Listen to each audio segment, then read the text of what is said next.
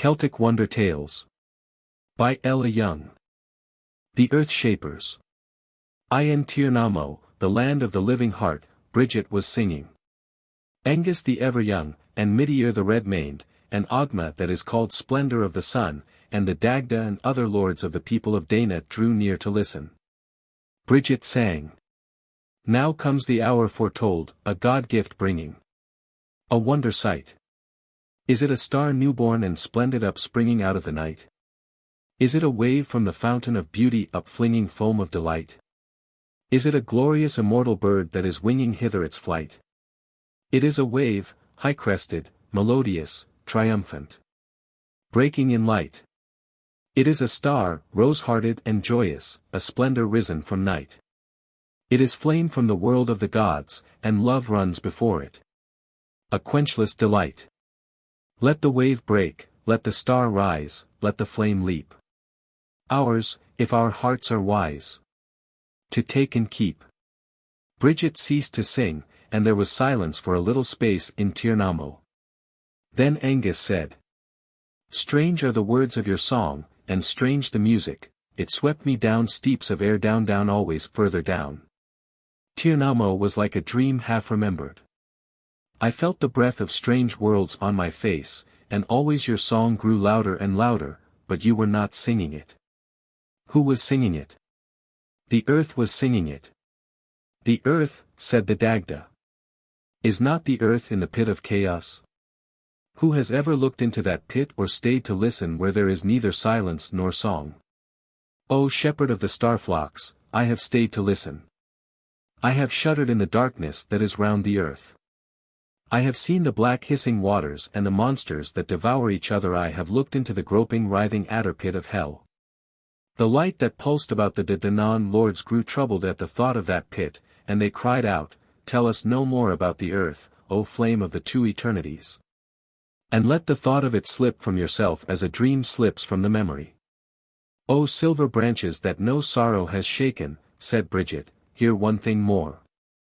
The earth wails all night because it has dreamed of beauty. What dream, O Bridget? The earth has dreamed of the white stillness of dawn.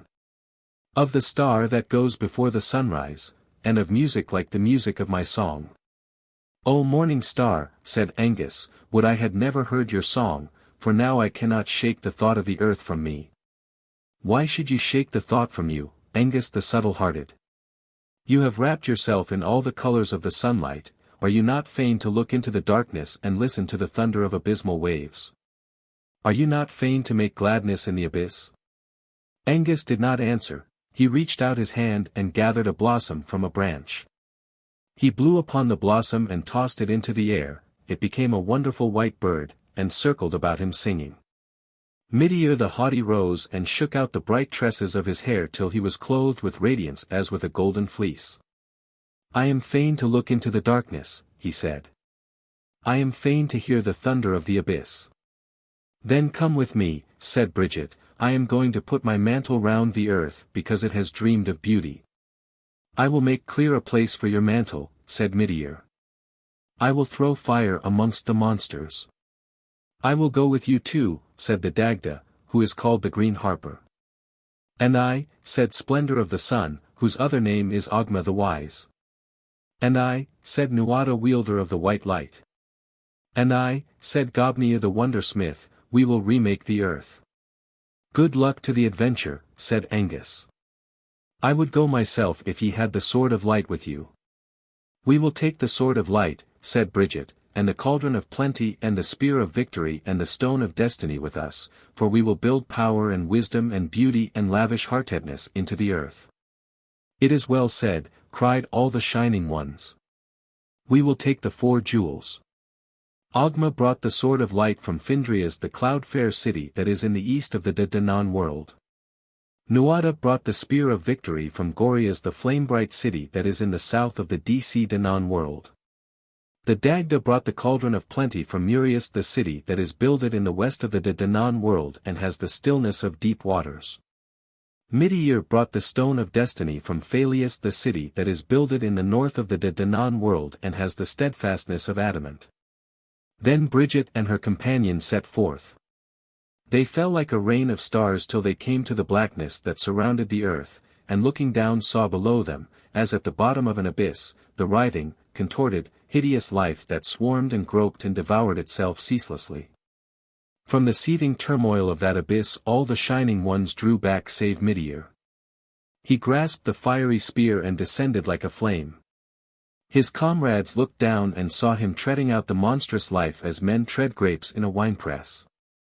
They saw the blood and foam of that destruction rise about Midir till he was crimson with it even to the crown of his head. They saw him whirl the spear till it became a wheel of fire and shot out sparks and tongues of flame. They saw the flame lick the darkness and turn back on itself and spread and blossom murk red blood red rose red at last. Midir drew himself out of the abyss, a ruby splendor, and said, "I have made a place for Bridget's mantle. Throw down your mantle, Bridget, and bless the earth." Bridget threw down her mantle and when it touched the earth it spread itself, unrolling like silver flame.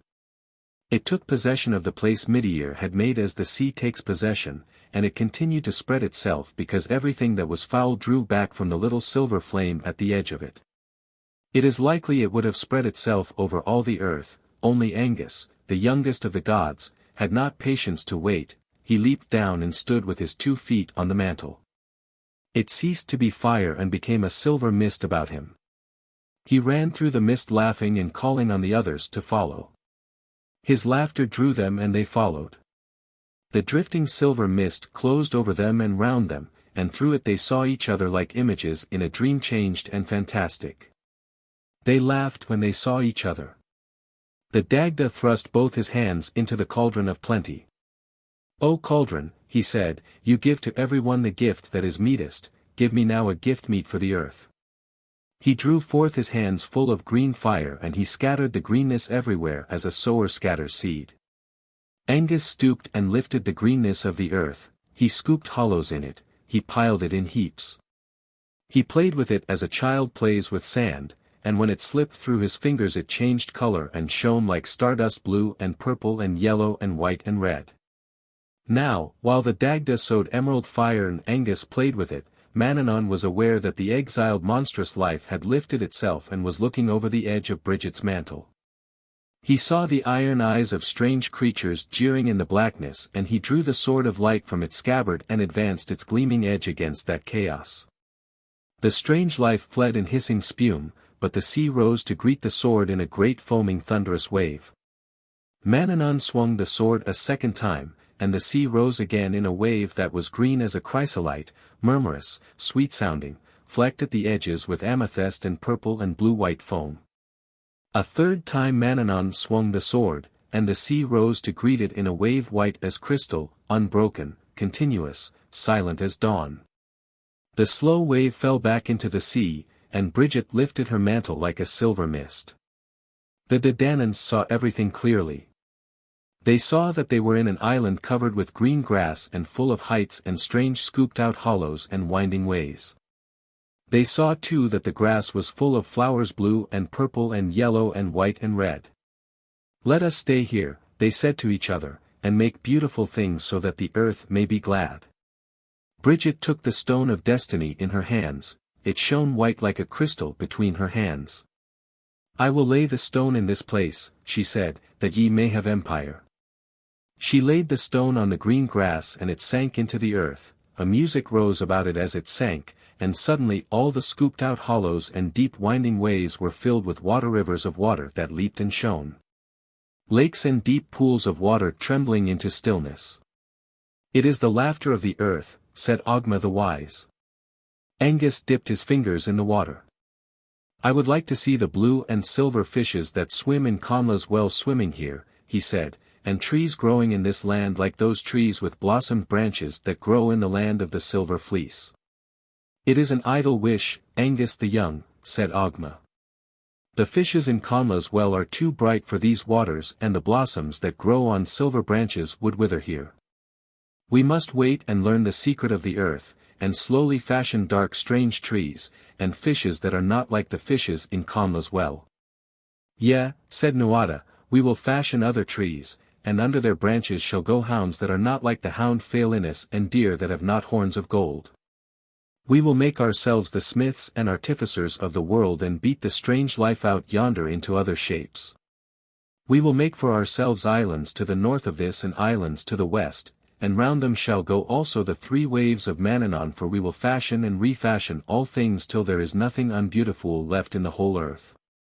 It is good work, cried all the Dadanans, we will stay and do it, but Bridget must go to Moimel and Tirnamo and Tirnanoge and Tirfo Ton, and all the other worlds, for she is the flame of delight in every one of them.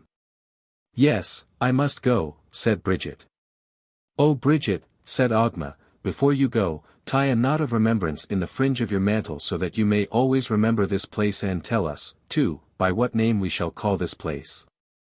Ye shall call it the White Island, said Bridget, and its other name shall be the Island of Destiny, and its other name shall be Ireland.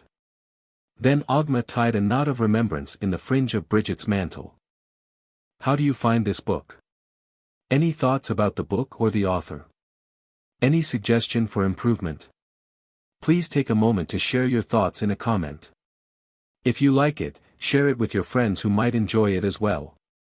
Subscribe to keep in touch.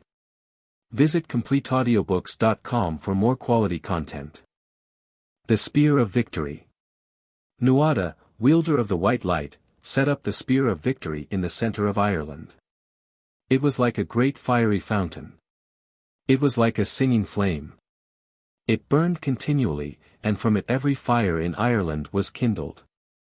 The glow of it reached up to the mountain tops. The glow of it reached under the forest trees. The glow of it shot into the darkness and made a halo of light far beyond the 3 waves of Manannan. The misshapen things of the darkness came to the edge of the halo. They sunned themselves in it, they got strength from it. They began to build a habitation for themselves in the dark waters. They took shapes to themselves, and dark cunning wisdom. Balor the One-Eyed was their king. They were minded to get the Spear of Victory. They compassed Ireland. They made a harsh screeching. The Dadanans said to each other, "It is only the Fomer, the people from under the sea, who are screeching. They will tire of it." They did not tire of it, they kept up the screeching. The Dadanans tired of it. Nuada took up the Spear of Victory. He whirled it. He threw it into the blackness that it might destroy the Fomer. It went through them like lightning through storm clouds. It made a great destruction. Balor grasped it. He had the grip, the spear stayed with him. It was like a fiery serpent twisting every way. He brought it into his own country. There was a lake in the middle of his own country full of black water. Whoever tasted that water would forget anything he knew. Balor put the fiery head of the spear in that lake. It became a column of red-hot iron. He could not draw it out of the lake. The spear was in the lake then. Great clouds of steam rose about it from the black water. Out of the hissing steam demons of the air were born. The demons were great and terrible. There was an icy wind about them. They found their way into Ireland. They took prey there in spite of the Dadanans. They made broad tracks for themselves. The Fomer followed in their tracks. It was then that misfortune came to the Dadanans. The people of the Fomer got the better of the Dadanans. They took the cauldron of plenty and the magic harp from the Dagda.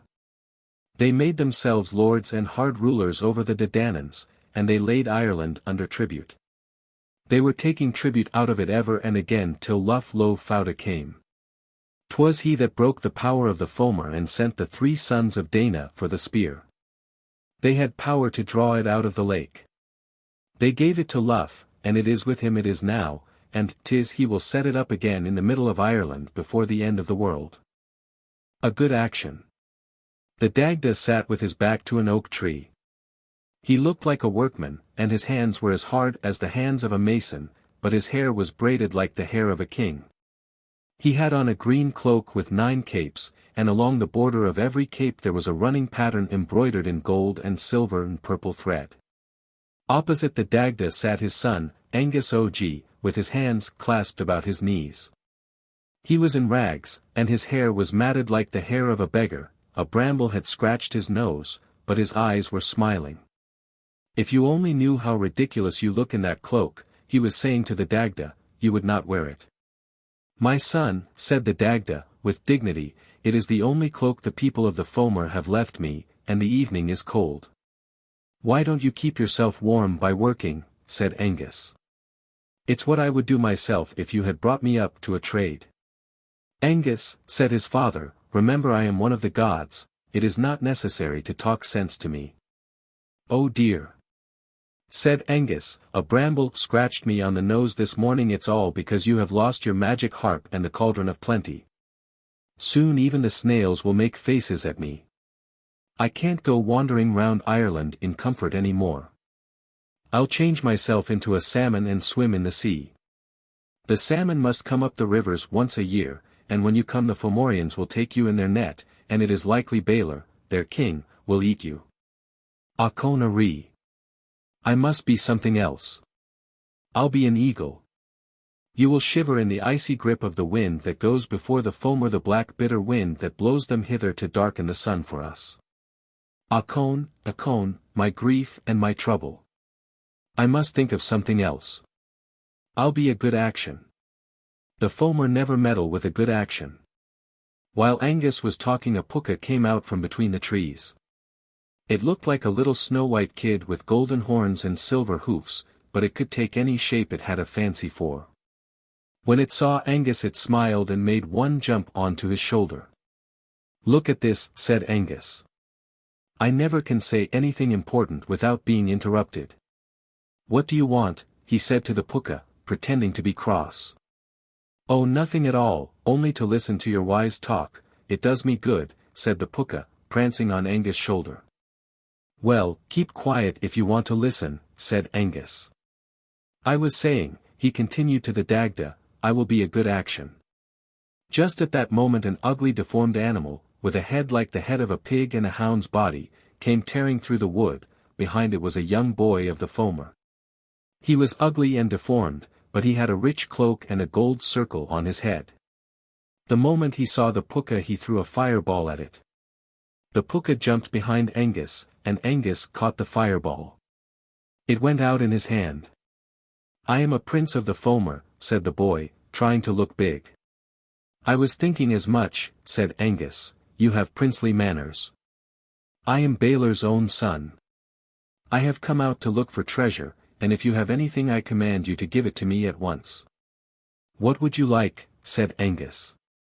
I would like the white horse of Manannán, or 3 golden apples, or a hound out of Tir nan Oge. They say it's lucky to be good to poor folk, said Angus. If you are good to us, perhaps you may find a treasure. If you do not get up at once and hunt about for a treasure for me, I will tell my father, Balor, and he will wither you off the face of the earth. Oh, give me a little time, said Angus, and I'll look for something. The puka, who had been listening to everything, now skipped out from his hiding place with a turnip in his mouth. He was holding it by the green leaves. The very thing, said Angus. Here is a treasure. He took the turnip in his hands and passed his fingers over it. The turnip became a great white egg, and the leaves turned into gold and crimson spots and spread themselves over the egg. Now, look at this, said Angus. It is an enchanted egg. You have only to keep it till you do 3 good actions, and then it will hatch out into something splendid. Will it hatch into Manannán's white horse? Said the boy. It depends on the good actions you do, everything depends on that. What is a good action? Well, if you were to go quietly away, and never tell anyone you had seen us, it would be a good action. I'll go, said the boy. He took the egg in his hands, kicked up a toe full of earth at the puka, and went. He hadn't gone far when he heard a bird singing. He looked and saw a little bird on a furze bush. Stop that noise, he said. The bird went on singing. The boy flung the egg at it. The egg turned into a turnip and struck a hare. The hare jumped out of the furze bush. My curse on you, said the boy, for a brittle egg. What came over you to hatch into nothing better than a hare? My grief and my trouble. What came over you to hatch out at all when this is only my second good action? He set his hound after the hare, but the hare had touched the enchanted turnip and got some of the magic, so the hound could not chase it. He came back with the turnip. The boy hit him over the head with it many times and the dog howled. His howling soothed Balor's son, and after a while he left off beating the dog and turned to go back to his own country. At first he walked with big steps, puffing his cheeks vaingloriously, but little by little a sense of loss overcame him, and as he thought how nearly he had earned the white horse of Manannán, or 3 golden apples, or some greater treasure. 2 tears slowly rolled down his snub nose. They were the first tears he had shed in his life. Angus and the Dagda and the Pukka were still in the little clearing when Balor's son passed back through it. The moment he came in sight, the Pukka changed himself into a squirrel and ran up the oak tree. Angus changed himself into a turnip and lay at the Dagda's feet, but the Dagda, who had not time to think of a suitable transformation, sat quite still and looked at the young Fomorian. "Shush! Shush! Hi! Tear him, dog," said Balor's son. The pig-headed creature rushed at the Dagda, but when he came to the turnip he ran back howling. The Dagda smiled and picked up the turnip. He pressed his hands over it and it became a great golden egg with green and purple spots on it. "Give it to me! Give it to me!" yelled Balor's son. "It's better than the first egg, and the first egg is broken. Give it to me!" "This egg is too precious for you," said the Dagda. "I must keep it in my own hands. Then I will blast you and all the forest and every living thing. I have only to roar 3 times, and 3 armies of my people will come to help me. Give me the egg or I will roar." "I will keep this egg in my own hands," said the Dagda. Balor's son shut his eyes tight and opened his mouth very wide to let out a great roar, and it is likely he would have been heard at the other end of the world if the Pukka hadn't dropped a handful of acorns into his mouth. The roar never came out. Balor's son choked and spluttered, and the Dagda patted him on the back and shook him. He shook him very hard, and while he shook him Angus turned into a good action and slipped into the boy's mind. Balor's son got his breath then, he said. "I will not blast you this time, I will do a good action. I will let you carry the egg, and you can be my slave and treasure finder." "Thank you," said the Dagda. But the words were scarcely out of his mouth when a terrible icy wind swept through the wood. The earth shook and the trees bent and twisted with terror. The Pukka instantly turned himself into a dead leaf and dropped into a fold of the Dagda's cloak. The Dagda hid the leaf in his bosom and turned his cloak so that the 9 capes were inside. He did it all in a moment, and the next moment the wood was full of Fomorian's ugly misshapen beings with twisted mouths and squinting eyes. They shouted with joy when they saw Balor's son, but they knew the Dagda was one of the Dadanans and rushed at him with their weapons. "Stop!" roared Balor's son. "Keep back from my treasure finder. He must follow me wherever I go." The Fomor stood back from the Dagda, and their captain bowed himself before Balor's son. "O Prince," he said, "whose mouth drops honey and wisdom, the thing shall be as you command, and, O light of our countenance, come with us now, for the harp feast is beginning and Balor has sent us into the 4 quarters of the world to find you." "What feast are you talking about?" "O pearl of goodness, the feast your father is giving so that all his lords may see the great harp that was taken from the Dagda." "I know all about that harp. I have seen it. No one can play on it. I will not go with you. O fount of generosity, we are all as good as dead if we return without you." Balor's son turned away and took 2 steps into the wood. Then he stopped and balanced himself, first on one foot then on the other, then he turned round and gave a great sigh. "I will go with you," he said, "it is my 21st good action." The terrible icy wind swept through the wood again and the Fomorians rose into it as dust rises in a whirlwind. The Dagda rose too, and the wind swept the whole company into Balor's country. It was a country as hard as iron with never a flower or a blade of grass to be seen and a sky over it where the sun and moon never showed themselves. The place of feasting was a great plain and the hosts of the Fomor were gathered thick upon it. Balor of the Evil Eye was in the midst and beside him the great harp. Every string of the harp shone with the colors of the rainbow and a golden flame moved about it. No one of the Fomor had power to play on it. As soon as the Dagda saw the harp he turned his cloak in the twinkling of an eye so that the 9 capes were outmost and he stretched his hands and cried. The great harp gave a leap to him. It went through the hosts of the Fomor like lightning through clouds, and they perished before it like stubble before flame. The Dagda struck one note on it, and all the Fomor lost the power to move or speak. Then he began to play, and through that iron country grass and flowers came up, slender apple trees grew and blossomed, and over them the sky was blue without a cloud. The Pukka turned himself into a spotted fawn and danced between the trees. Angus drew himself out of the mind of Balor's son and stood beside the Dagda. He did not look like a beggarman. He had a golden light round his head and a purple cloak like a purple cloud, and all about him circled beautiful white birds. The wind from the birds' wings blew the blossoms from the apple trees and the petals drifted with sleepy magic into the minds of the Fomorians, so that each one bowed his head and slept. When the Dagda saw that, he changed the tune he was playing, and the grass and flowers became a dust of stars and vanished. The apple trees vanished one by one till there was only one left. It was covered over with big yellow apples sweeter than the sweetest apples anyone ever ate. It moved, and Angus saw it was going to vanish. He put his hand on the Dagda's wrist to stop the music and said, "Do not play away that apple tree. Leave it for Balor's son when he wakens. After all, he did one good action." The Dagda smiled and stopped playing. How the son of the Gobhaun Saor sold the sheepskin. The Gobhaun Saor was a great person in the old days, and he looked to his son to be a credit to him. He had only one son, and thought the world and all of him, but that was nothing to what the son thought of himself. He was growing up every day, and the more he grew up the more he thought of himself, till at last the Gobhaun Saor's house was too small to hold him, and the Gobhaun said it was time for him to go out and seek his fortune. He gave him a sheepskin and his blessing, and said, "Take this sheepskin and go into the fair and let me see what cleverness you have in selling it." "I'll do that," said the son, "and bring you the best price to be got in the fair."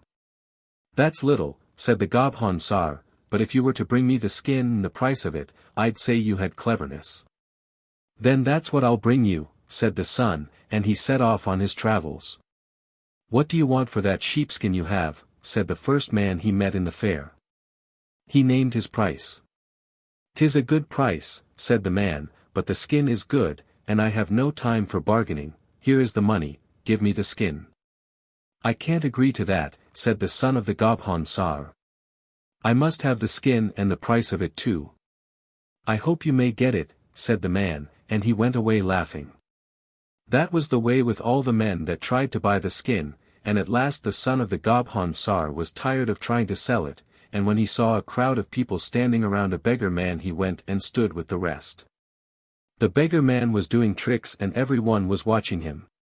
After a while he called out, "Lend me that sheepskin of yours and I'll show you a trick with it." "You needn't ask for the loan of that skin," said one of the men standing by, "for the owner of it wants to keep it and sell it at the same time, there's so much cleverness in him." The son of the Gobhaun Saor was angry when that was said, and he flung down the skin to the juggler man. "Do a trick with it if you can," said he.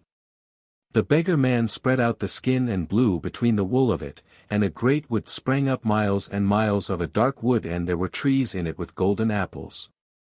The people were frightened when they saw it, but the beggar man walked into the wood till the trees hid him. There was sorrow on the son of the Gobhaun Saor at that. "Now I'll never give my father either the skin or the price of it," he said to himself, "but the least I may do is to take him an apple off the trees." He put out his hand to an apple, and when he touched it he had only a bit of wool in his hand.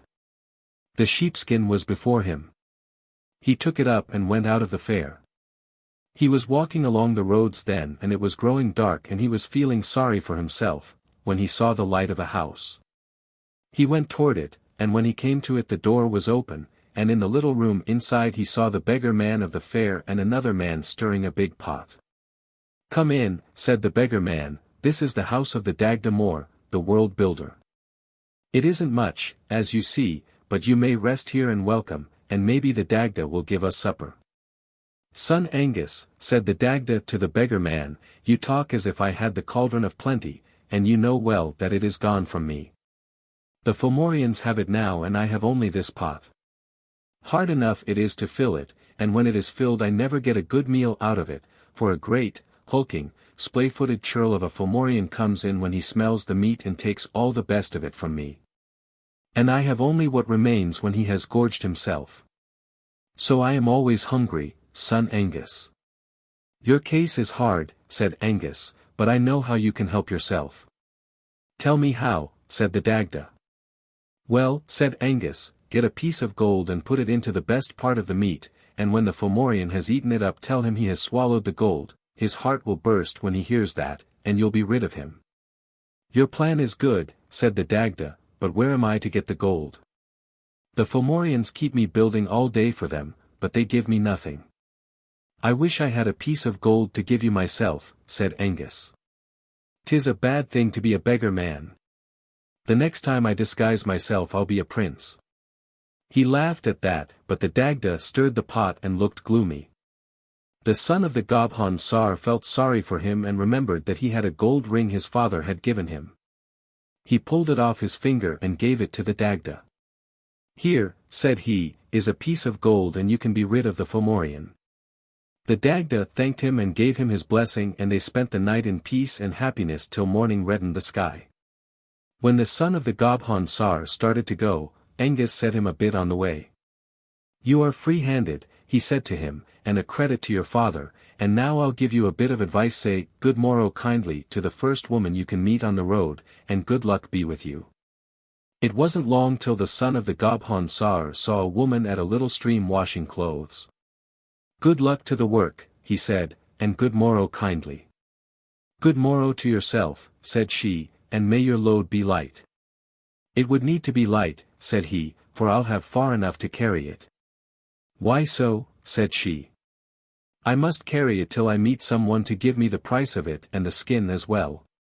You need travel no further for that, said she. Give me the sheepskin. With a heart and a half, said he, and he gave her the skin. She paid the price, and she plucked the wool from the skin and threw him the skin. Now you can go home to your father, she said. He wasn't long going, and he was proud when he gave the Gobhaun the skin and the price of it. What man showed you the wise way out of it, said the Gobhaun Saor. No man at all, said the son, but a woman. And you met a woman like that, and hadn't the wit to bring her with you, said the Gobhaun Saor. Away with you now, and don't let the wind that is behind you come up with you. Till you ask her to marry you. The son didn't need the second word, and the wind didn't overtake him till he asked the woman to marry him. They came back together, and the Gobhaun made a wedding feast for them that was remembered year in and year out for 100 years. How the son of the Gobhaun Saor shortened the road. One day the son of the Gobhaun Saor was sitting outside in the sunshine, cutting a little reed into a pipe to make music with. He was so busy that he never saw 3 stranger men coming till they were close to him. He looked up then and saw 3 thrawn-faced churls wrapped in long cloaks. Good morrow to you, said the son of the Gobhaun Saor.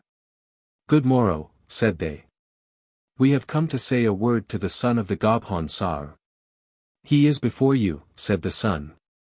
We have come, said the most thrawn-faced of the 3, from the king of the land under wave to ask you to help him.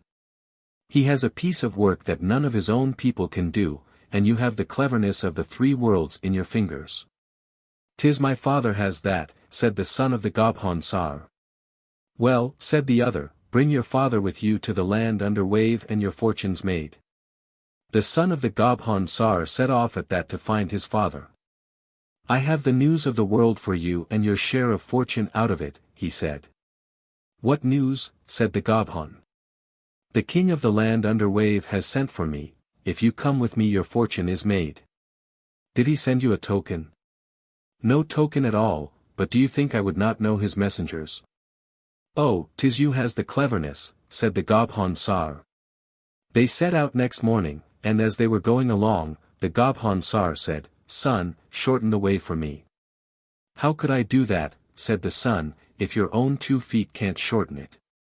"Now, do you think," said the father, "that you'll make my fortune and your own too when you can't do a little thing like that?" And he went back to the house.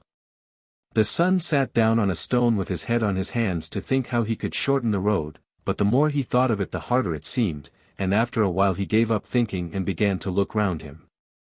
He saw a wide stretch of green grass and an old man spreading out locks of wool on it. The old man was frail and bent, and he moved slowly spreading out the wool.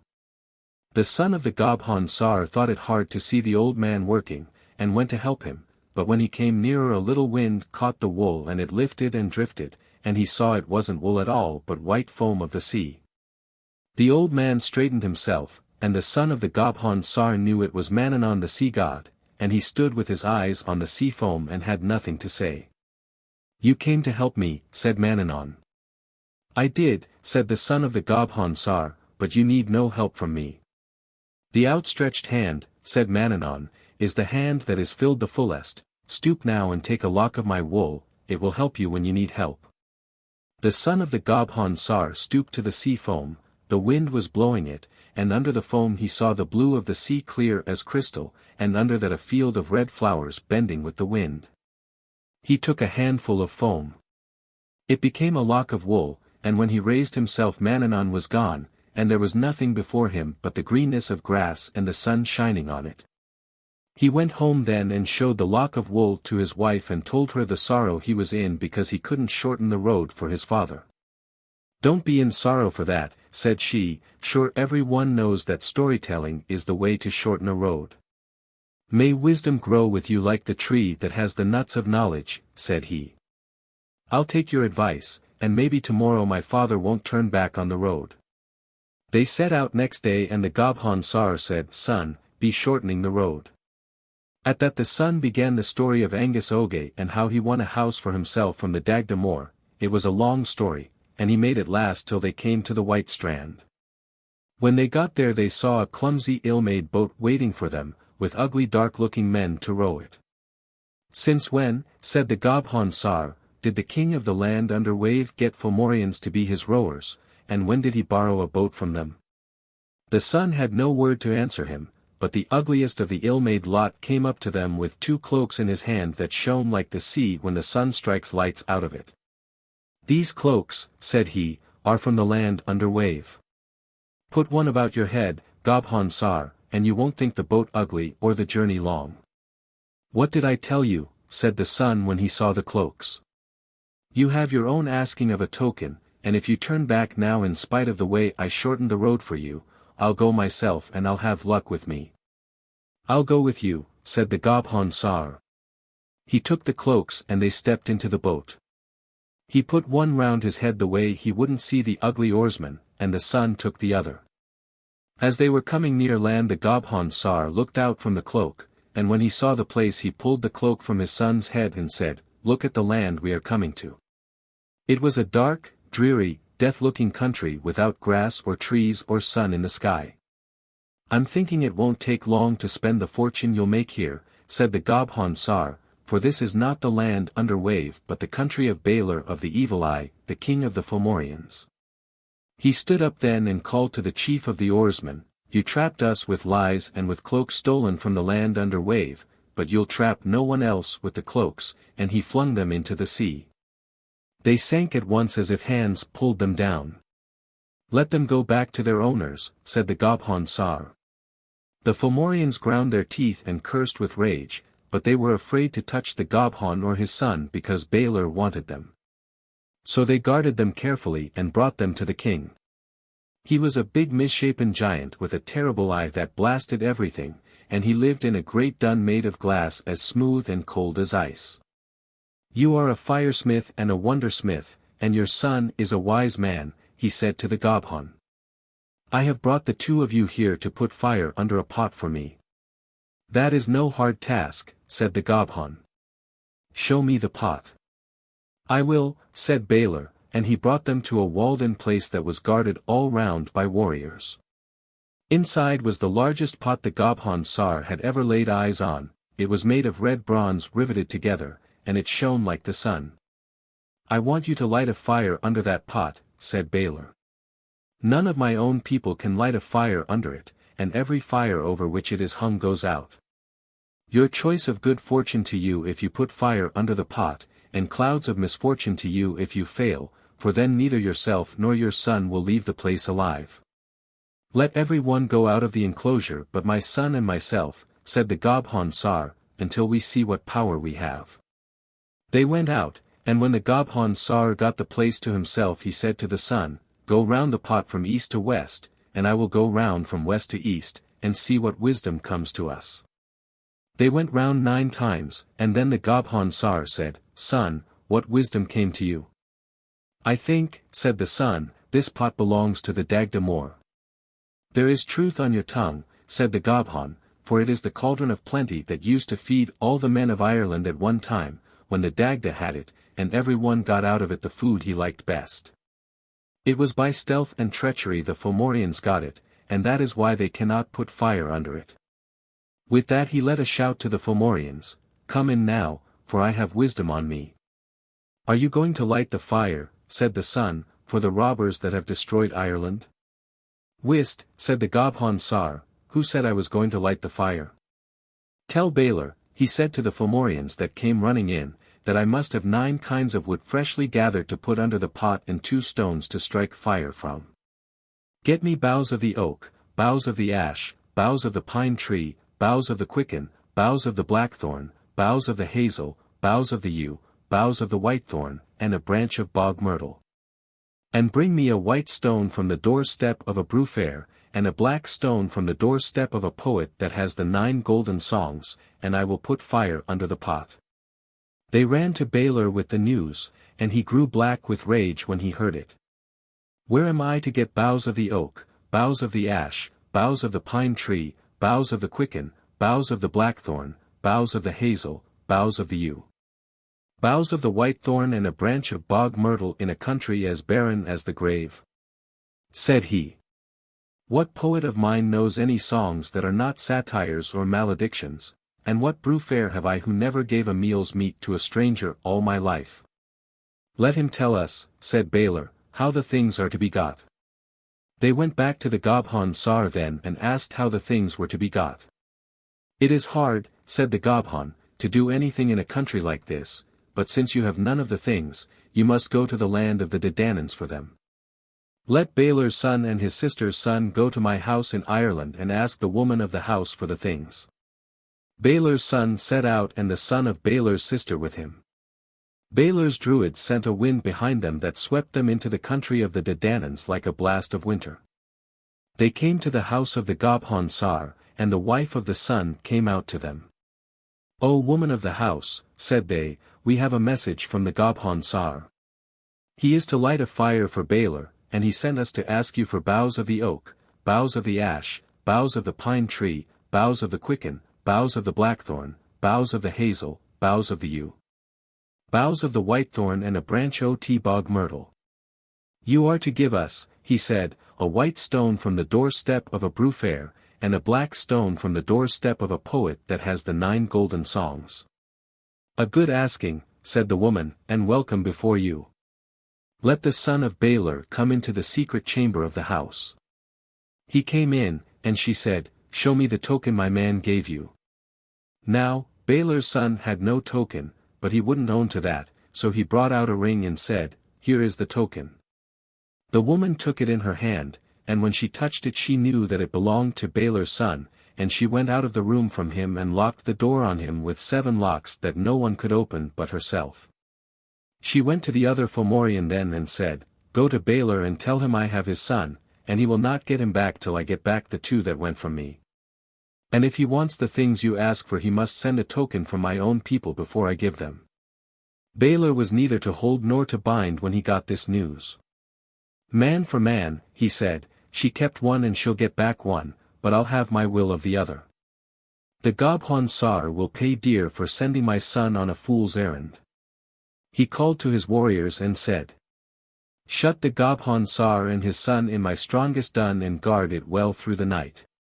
Tomorrow I'll send the son to Ireland and get back my own son, and tomorrow I'll have the blood of the Gobhaun Saor. The Gobhaun Saor and his son were left in the dun without light, without food, and without companions. Outside they could hear the heavy-footed Fomorians, and the night seemed long to them. "My sorrow," said the sun, "that ever I brought you here to seek a fortune, but put a good thought on me now, father, for we have come to the end of it all." "I needn't blame your wit," said the father, "that had as little myself. Why did I send only 2 messengers? Why didn't I send a lucky number like 3? Then she could have kept 2 and send 1 back.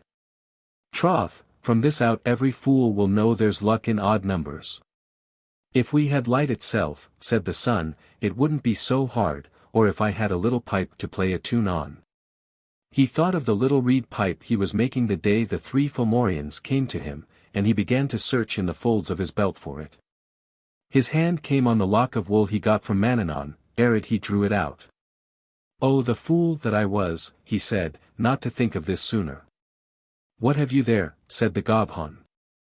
"I have a lock of wool from the sea god, and it will help me now when I need help." He drew it through his fingers and said, "Give me light." And all the dun was full of light. He divided the wool into 2 parts and said, "Be cloaks of darkness and invisibility," and he had 2 cloaks in his hand colored like the sea where the shadow is deepest.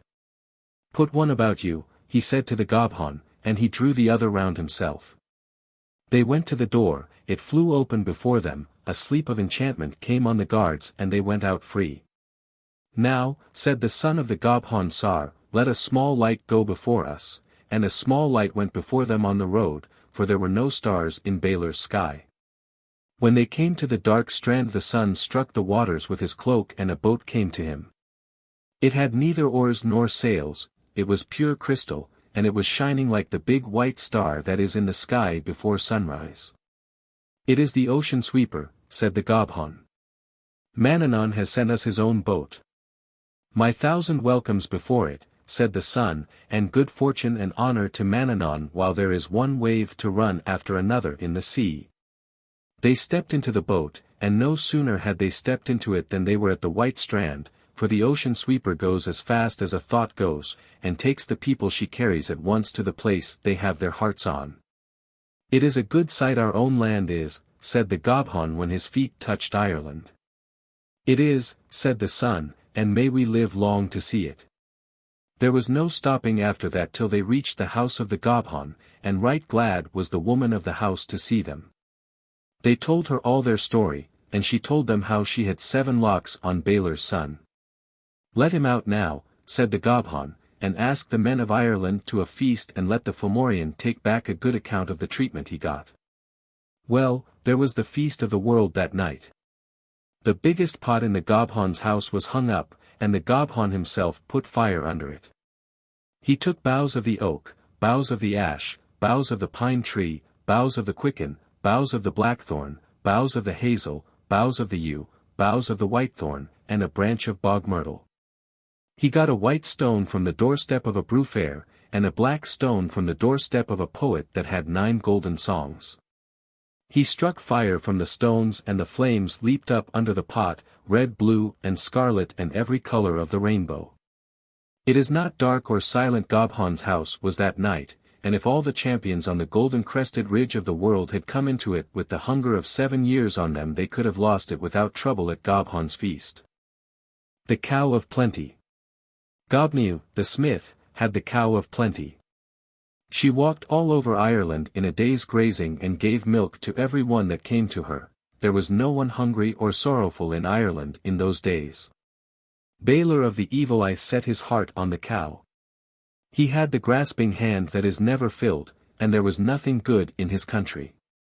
He sent the best man he had to steal the Cow of Plenty. The man stole her, but as he was taking her away Gobhaun saw him and let out a battle roar that shook stars from the sky. The man made a leap into the darkness and got off. Gobhaun had the cow, but the Fomorian had the halter. Now, the luck of the world was in the halter, and wherever the halter was the cow would follow it. Gobhaun got little good of the cow after that. He had to keep his eyes on her, morning, noon, and night, for fear she would go into Balor's country. He had to tramp behind her when she took her days grazing all over Ireland, and the days seemed long to Gobhaun the wondersmith. One day a young champion in a red cloak fringed with gold came to him and stood outside his door and saluted him. "O wondersmith, O Gobhaun! Will you make a sword for me? It must be long, and keen-edged, and a death-biter sword for a champion. Will you make it, Gobhaun?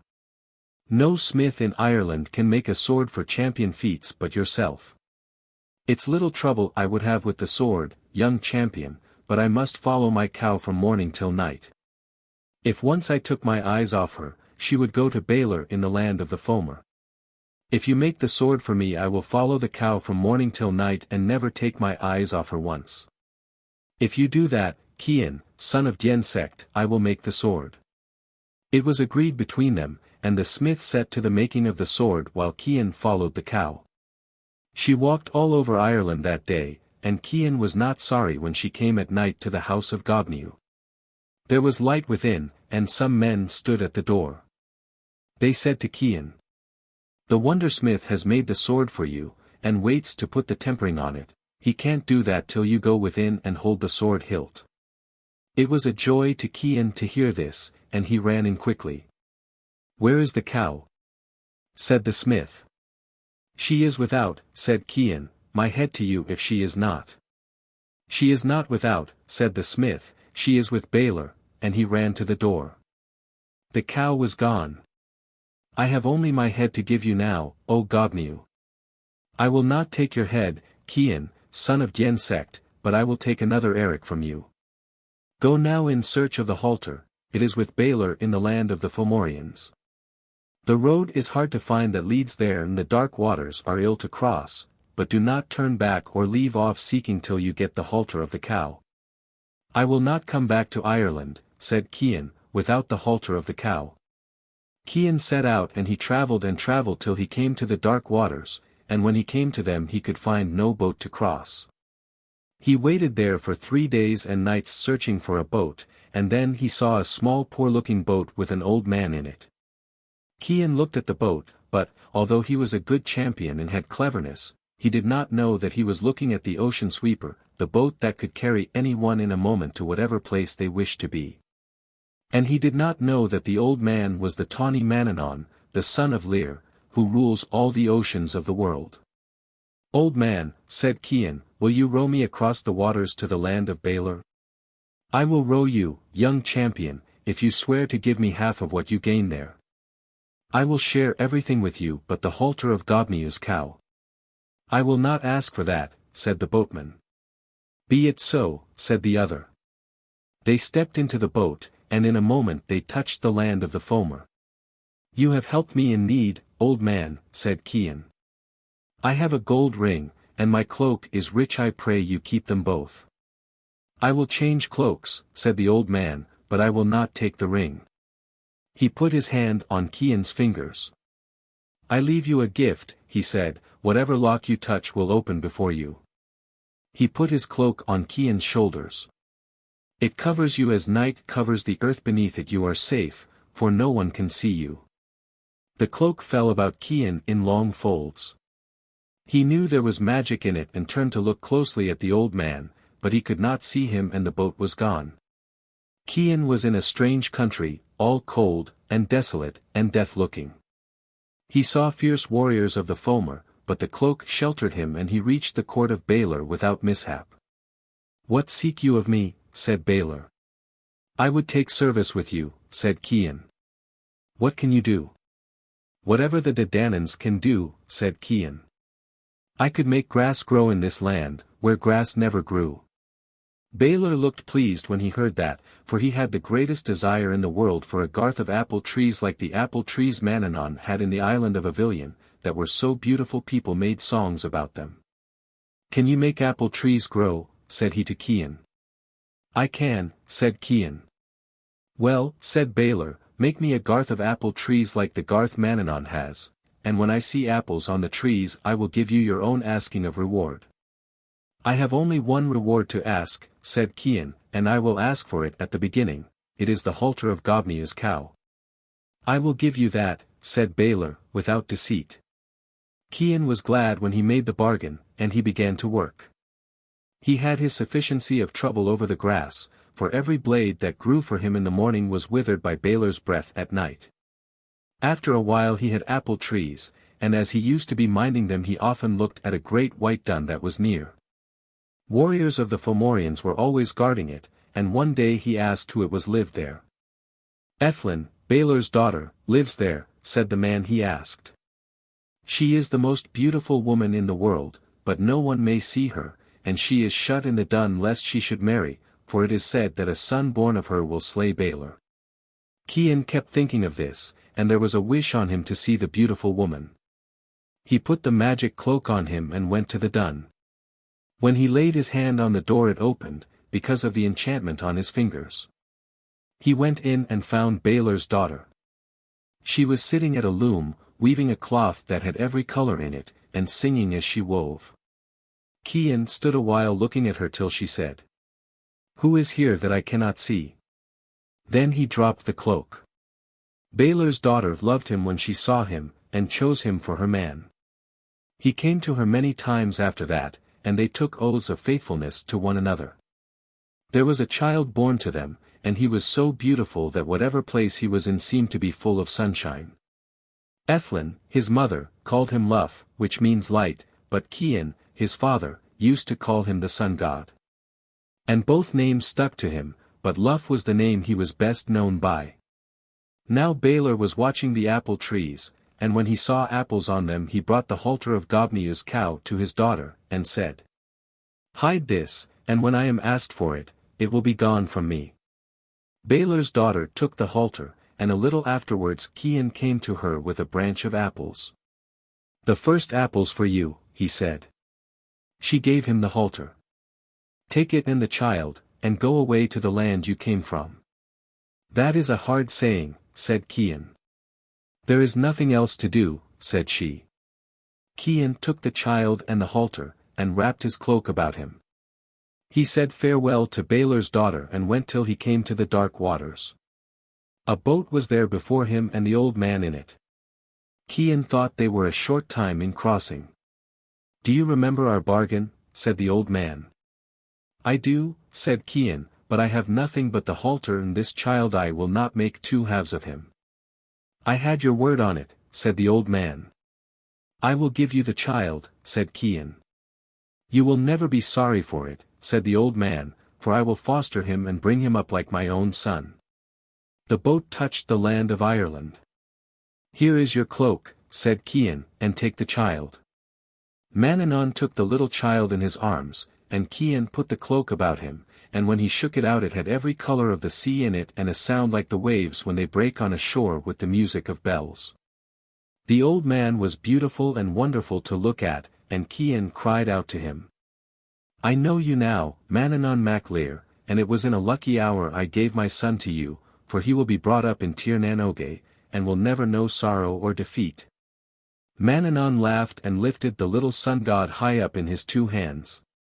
"When you see him again, Cian, son of Dien sect, he will be riding on my own white horse and no one will bar his way on land or sea. Now, take farewell of him, and may gladness and victory be with you." Manannán stepped into the boat. It was shining with every color of the rainbow as clear as crystal, and it went without oars or sails with the water curling round the sides of it and the little fishes of the sea swimming before and behind it. Cian set his face towards the house of Gobhaun, the smith. He came to it, and he had the halter in his hand, and when he came the cow was there before him and Gobhaun came out to meet him. "A welcome before you, young champion, and may everything you undertake have a happy ending."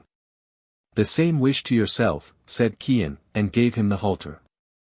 The smith gave Cian the sword then, and there was gladness and friendship between them ever after. The Coming of Lugh.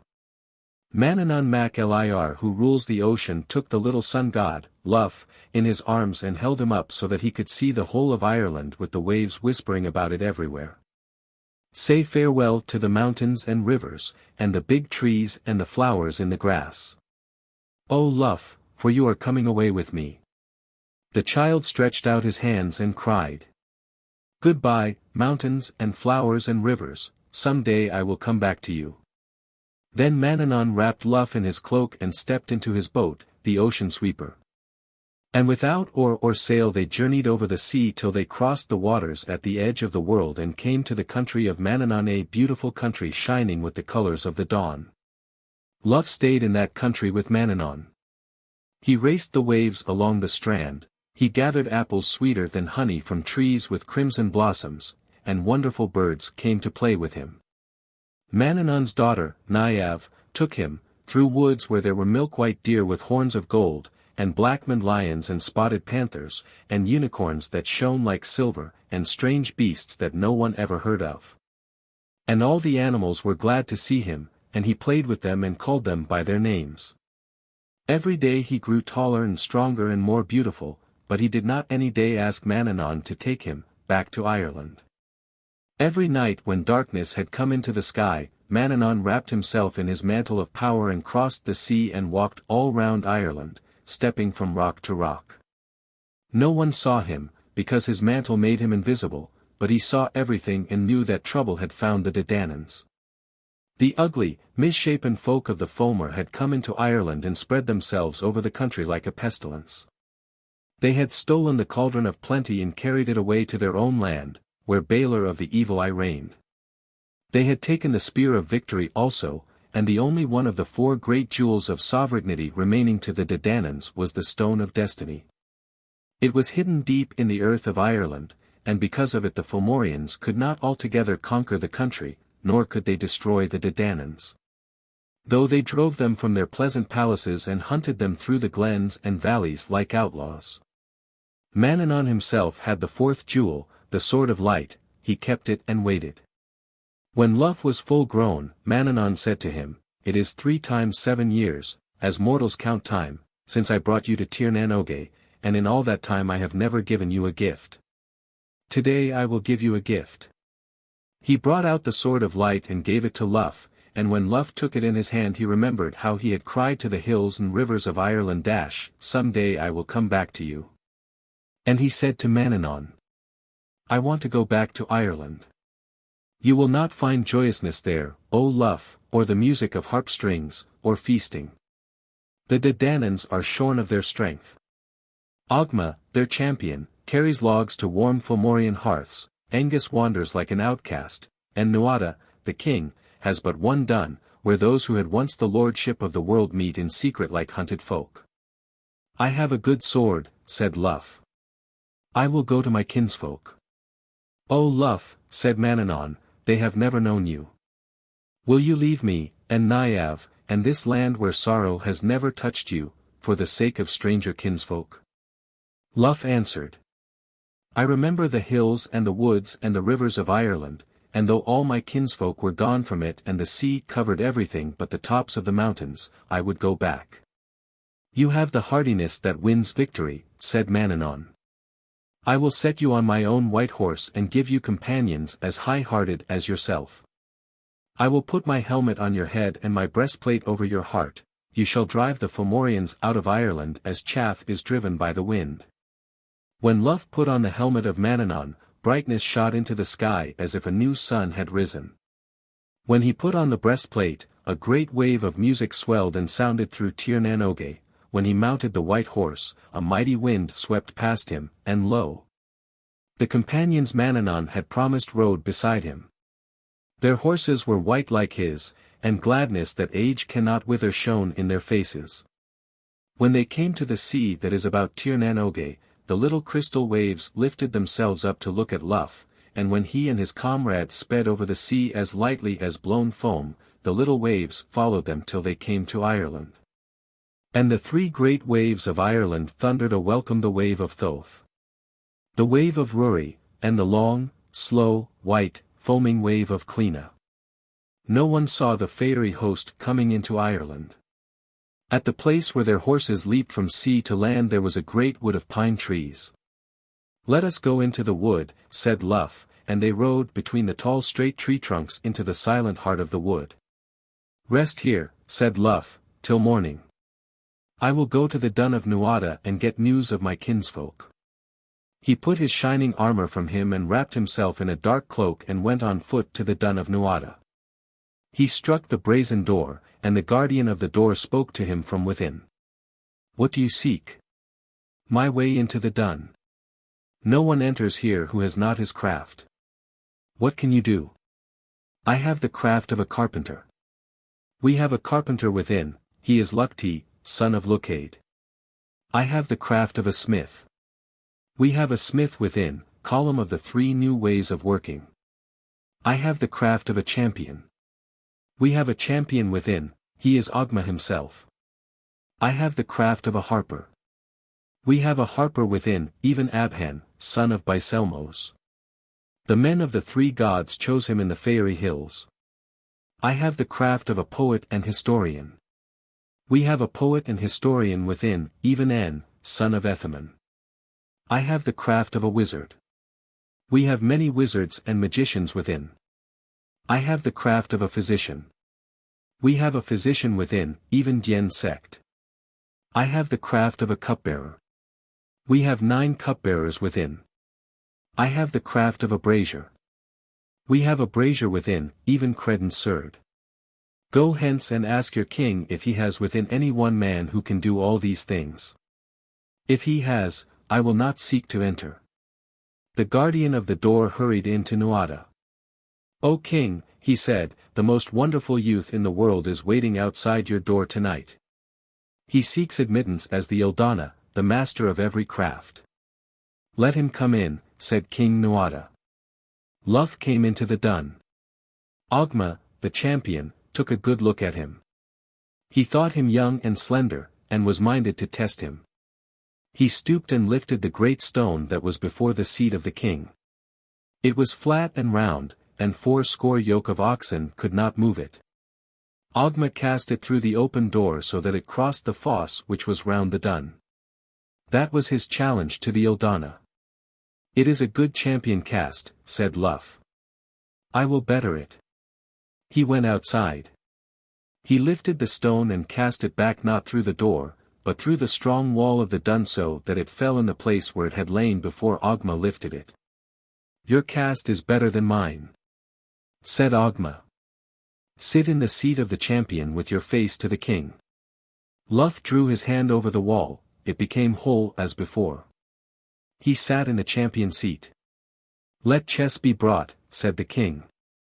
They played, and Lugh won all the games, so that thereafter it passed into a proverb to make the crow of Lugh.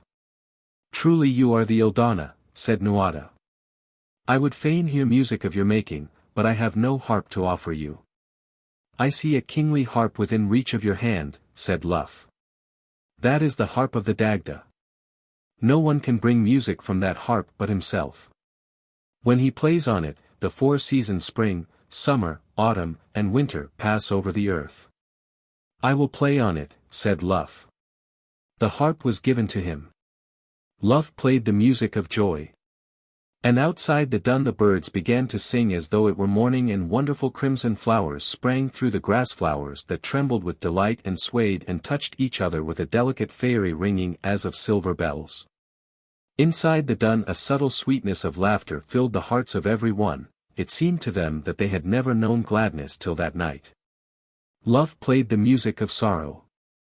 The wind moaned outside, and where the grass and flowers had been there was a dark sea of moving waters.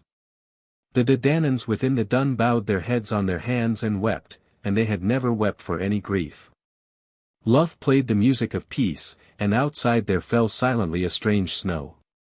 Flake by flake it settled on the earth and changed to starry dew. Flake by flake the quiet of the land of the silver fleece settled in the hearts and minds of Nuada and his people, they closed their eyes and slept, each in his seat. Lugh put the harp from him and stole out of the dun. The snow was still falling outside. It settled on his dark cloak and shone like silver scales, it settled on the thick curls of his hair and shone like jeweled fire, it filled the night about him with white radiance. He went back to his companions. The sun had risen in the sky when the Dadanans awoke in Nuada's dun. They were light-hearted and joyous, and it seemed to them that they had dreamed overnight a strange, beautiful dream. The Fomorians have not taken the sun out of the sky, said Nuada. Let us go to the hill of Usna and send to our scattered comrades that we may make a stand against our enemies. They took their weapons and went to the hill of Usna, and they were not long on it when a band of Fomorian devastators came upon them. The Fomorians scoffed among themselves when they saw how few the Dadanans were, and how ill-prepared for fighting. Behold, they cried, what mighty kings are today upon Usna, the hill of sovereignty. Come down, O kings, and bow yourselves before your masters. We will not bow ourselves before you, said Nuada, for ye are ugly and vile, and lords neither of us nor of Ireland. With hoarse cries the Fomorians fell on the Dadanans, but Nuada and his folk held together and withstood them as well as they were able. Scarcely had the weapons clashed when a light appeared in the horizon and a sound of mighty battle trumpets shook the air. The light was so white that no one could look at it, and great rose-red streamers shot from it into the sky.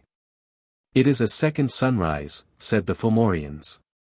It is the deliverer, said the Dadanans. Out of the light came the glorious company of warriors from Tir nan Oge. Lugh was leading them. He had the helmet of Manannán on his head, the breastplate of Manannán over his heart, and the great white horse of Manannán beneath him. The sword of light was bare in his hand. He fell on the Fomorians as a sea-eagle falls on her prey, as lightning flashes out of a clear sky. Before him and his companions they were destroyed as stubble is destroyed by fire. He held his hand when only 9 of them remained alive. Bow yourselves, he said, before King Nuada, and before the Dadanans, for they are your lords and the lords of Ireland.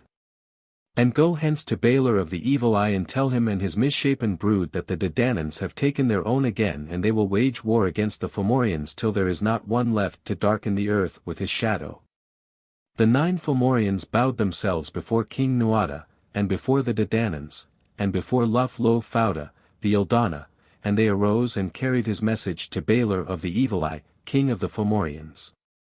The Eric-Fine of Lugh. The chiefs of the Tuatha De Danann thronged round Lugh on the hill of Usna. Lugh stood on the summit, and the sword of light was bare in his hand, all the hill below him shone with a radiance like white silver. Chiefs, cried Lugh, behold the sword. Ye should have 3 great jewels to match it. Where are the spear of victory, the cauldron of plenty, and the stone of destiny? The Tuatha De Danann bowed their heads and veiled their faces before Lugh, and answered. The Fomor have taken the cauldron of plenty and the spear of victory from us. Ask the earth of Ireland for the stone. Lugh whirled the sword till it became a glancing wheel of light, and cried. O earth of Ireland, sacred and beloved, have you the Inisfail, the stone of destiny? A strong sweet music welled up from the earth, and every stone and every leaf and every drop of water shone with light till all Ireland seemed one vast crystal, white and shining. The white light changed to rose, as it had been a ruby. And the ruby to sapphire, and the sapphire to emerald, the emerald to opal, the opal to amethyst, and the amethyst to diamond, white and radiant with every color. It is enough, cried Lugh. I am well answered, the earth of Ireland has kept the stone. O chiefs, he said, raise up your foreheads. Though ye have not the jewels ye have the scars of battle combat, and ye have endured sorrow and hardship for ye have known what it is to be exiles in your own land. Let us swear brotherhood now by the sword and the stone that we may utterly destroy the Fomor and cleanse the world. Hold up your hands and swear, as I and those who came with me from Tir nan Oge will swear, and as the sacred land will swear, that we may have one mind and one heart and one desire amongst us all. Then the Dadanans lifted up their hands and swore a great oath of brotherhood with the earth and with the hosts of the shining ones from Tir nan Oge. They swore by the sword of light and the stone of destiny, by the fire that is over the earth, and the fire that is under the earth, and the fire in the heart of heroes. They swore to have one mind, one heart, and one desire, until the Fomor should be destroyed. Lugh swore the same oath, and all his shining comrades from Tir nan Oge swore it. The hills and valleys and plains and rivers and lakes and forests of Ireland swore it. They all fastened the bond of brotherhood on themselves. Let us go hence, said Lugh, when the oath was ended, and make ready for the great battle. At his word all the chiefs departed, each going his own road. Cin, the father of Lugh, was crossing the plain of Louth that is called Moy Mire Hevna, he lifted up his eyes and saw the 3 sons of Turin coming towards him. There was black hatred between himself and the sons of Turin, and he was minded not to meet them. He took the form of a wild boar and hid himself with a herd of swine. Brian, Uar, and Urker, the sons of Turin, saw him do it, and anger leaped in them. "Come forth," they cried. "Show your face to us." Cian did not come forth. Uar and Urker changed themselves into hounds and hunted the strange boar from the herd. Brian made a cast of his spear at it, and when Cian felt the wound, he cried out. "Hold! Brian, son of Turin, do not slay me in the form of a pig. Take your own form." Cian took his own form, and said. "Ye see my face now, sons of Turin, with blood on it. Well ye knew me from the first, and well I knew you oath-breakers. The bands of death on your poisonous tongue," said Urker. "Take back your word." "I will not take it back, sons of Eadar. Slay me. And every drop of blood will cry out on you, your very weapons will cry out on you in the place of assembly. We will slay you with weapons that cannot cry out," said the sons of Turin, and they lifted great stones and rocks from the earth and stoned Cian till he was dead. The sons of Turin buried the body of Cian the depth of a man's height in the ground, but the earth refused to hide the body and cast it up again before them. They buried it a second time, and a second time the earth refused to hide the body and cast it up before them. 6 times they buried it, and 6 times the earth cast it up. They buried it the 7th time, and that time the earth made no sign. The body of Cian was hidden. The sons of Turin hastened away from the place and went to the court of King Nuada to show themselves with the other warriors. The earth sent a little wind to Lugh Lo Fauda. It touched his face and eyelids. It lifted the thick curls of his hair, it touched his hand as a hound touches the hand of a beloved master, and Lugh knew the wind had come for him. He followed it till he reached the place where Cian had been slain. "O Lugh," said the earth, "the bond of brotherhood is broken. The sons of Turin have slain your father. Look what a poor torn thing I cover." The earth laid bare the body of Cian. Lugh looked at the mangled blood-stained body, and at the trampled dishonored earth, and in his eyes 2 tears slowly gathered. He shook them away, and then he saw that the earth had sent up a little well of pure water close to him. He bent over it. "O earth," he said, "forgive the broken bond." The little spring in the heart of the well leaped in answer, and 9 crystal bubbles rose through the water. Lugh made a cup of his 2 hands and lifted water from the well. He sprinkled it on the torn earth, and greenness came again to the trampled grass. He sprinkled it on the bruised body of his father, and it became whole and white again. "O earth," he said, "most noble and beloved, I will avenge your wrong." "O father," he said, "you shall yet send help for the battle, and the hands of your slayers shall bring it. 'Tis not wearisome to wait for news of victory in Moy Mell, for all the winds that blow there are winds of beauty, and now you have the crimson flowers beneath your feet and the radiance of the silver fleece about you." He laid the body of Cian tenderly in the earth and went to seek the slayers at the court of King Nuada. Nuada sat in his royal seat. There was a white light about him as it had been a fleece of silver, and round his head a wheel of light pulsed and beat with changing colors. His face was joyous and the faces of the Tuatha de Danann were joyous. The great door of the dun was open and the Danann chiefs came and went through it. Lugh came into the dun and with him came such heaviness of heart that joy was shaken from the assembly. "Why is the hero light gone from your forehead, O Lugh, Ildana?" said Nuada. "It is because I have seen the dead body of my father and the earth trampled into mire and blood." The light went from the head of Nuada and he veiled his face. All the chiefs bowed their heads and raised the 3 sorrowful cries of the keen. Only the 3 sons of Turin remained with haughty eyes and unbowed heads. "O wind of misfortune," cried the chiefs, "that brought the foamer at the first to us. It was not from the foamer, O chiefs, that Cian, son of Diensect, got death. The hands that slew him have sworn the oath of brotherhood." "Name his slayers," cried Nuada. And though they be our noblest and most loved, though they be even the sons of Turin, they shall perish utterly. The slayers are the 3 sons of Turin. Nuada looked on the 3 sons of Turin, and when he saw they had no words to answer Lugh, his heart failed him. For the 3 were the mightiest and most beautiful of his warriors, and there was no one with more hero gifts than Brian, unless it were the Eldana himself. Let them perish, said Nuada. Nay, king of the Tuatha de Danann, said Lugh, let them make good the battle loss. Let them pay Eric for the warrior they have slain. You are well named the Eldana, said the king, for truly wisdom is with you. And then he said to the sons of Turin, will ye make good the battle loss? Will ye pay Eric for Cian, son of Diensect? They answered, we will pay Eric, let Lugh lo Fauda ask it of us. I ask 3 apples, a pig skin, a spear, a chariot with 2 horses, 7 swine, a hound, a cooking spit, and 3 shouts on a hill. You have stretched out your hand for a small Eric-Fine, Lugh the long-handed. I have not stretched out my hand for a small fine, Brian, son of Turin. The apples I ask are 3 golden apples from the tree that is watched by sleepless dragons in the eastern half of the world. The skin I ask is the skin of that pig before whom rivers of water turned into rivers of wine. The skin has power to turn whatever water it touches into wine, and if it be wrapped about a man wounded to death, it will give him back his life and make his body clean and whole again. It is the jewel in a great king's treasure house, and you will not find it easy to get.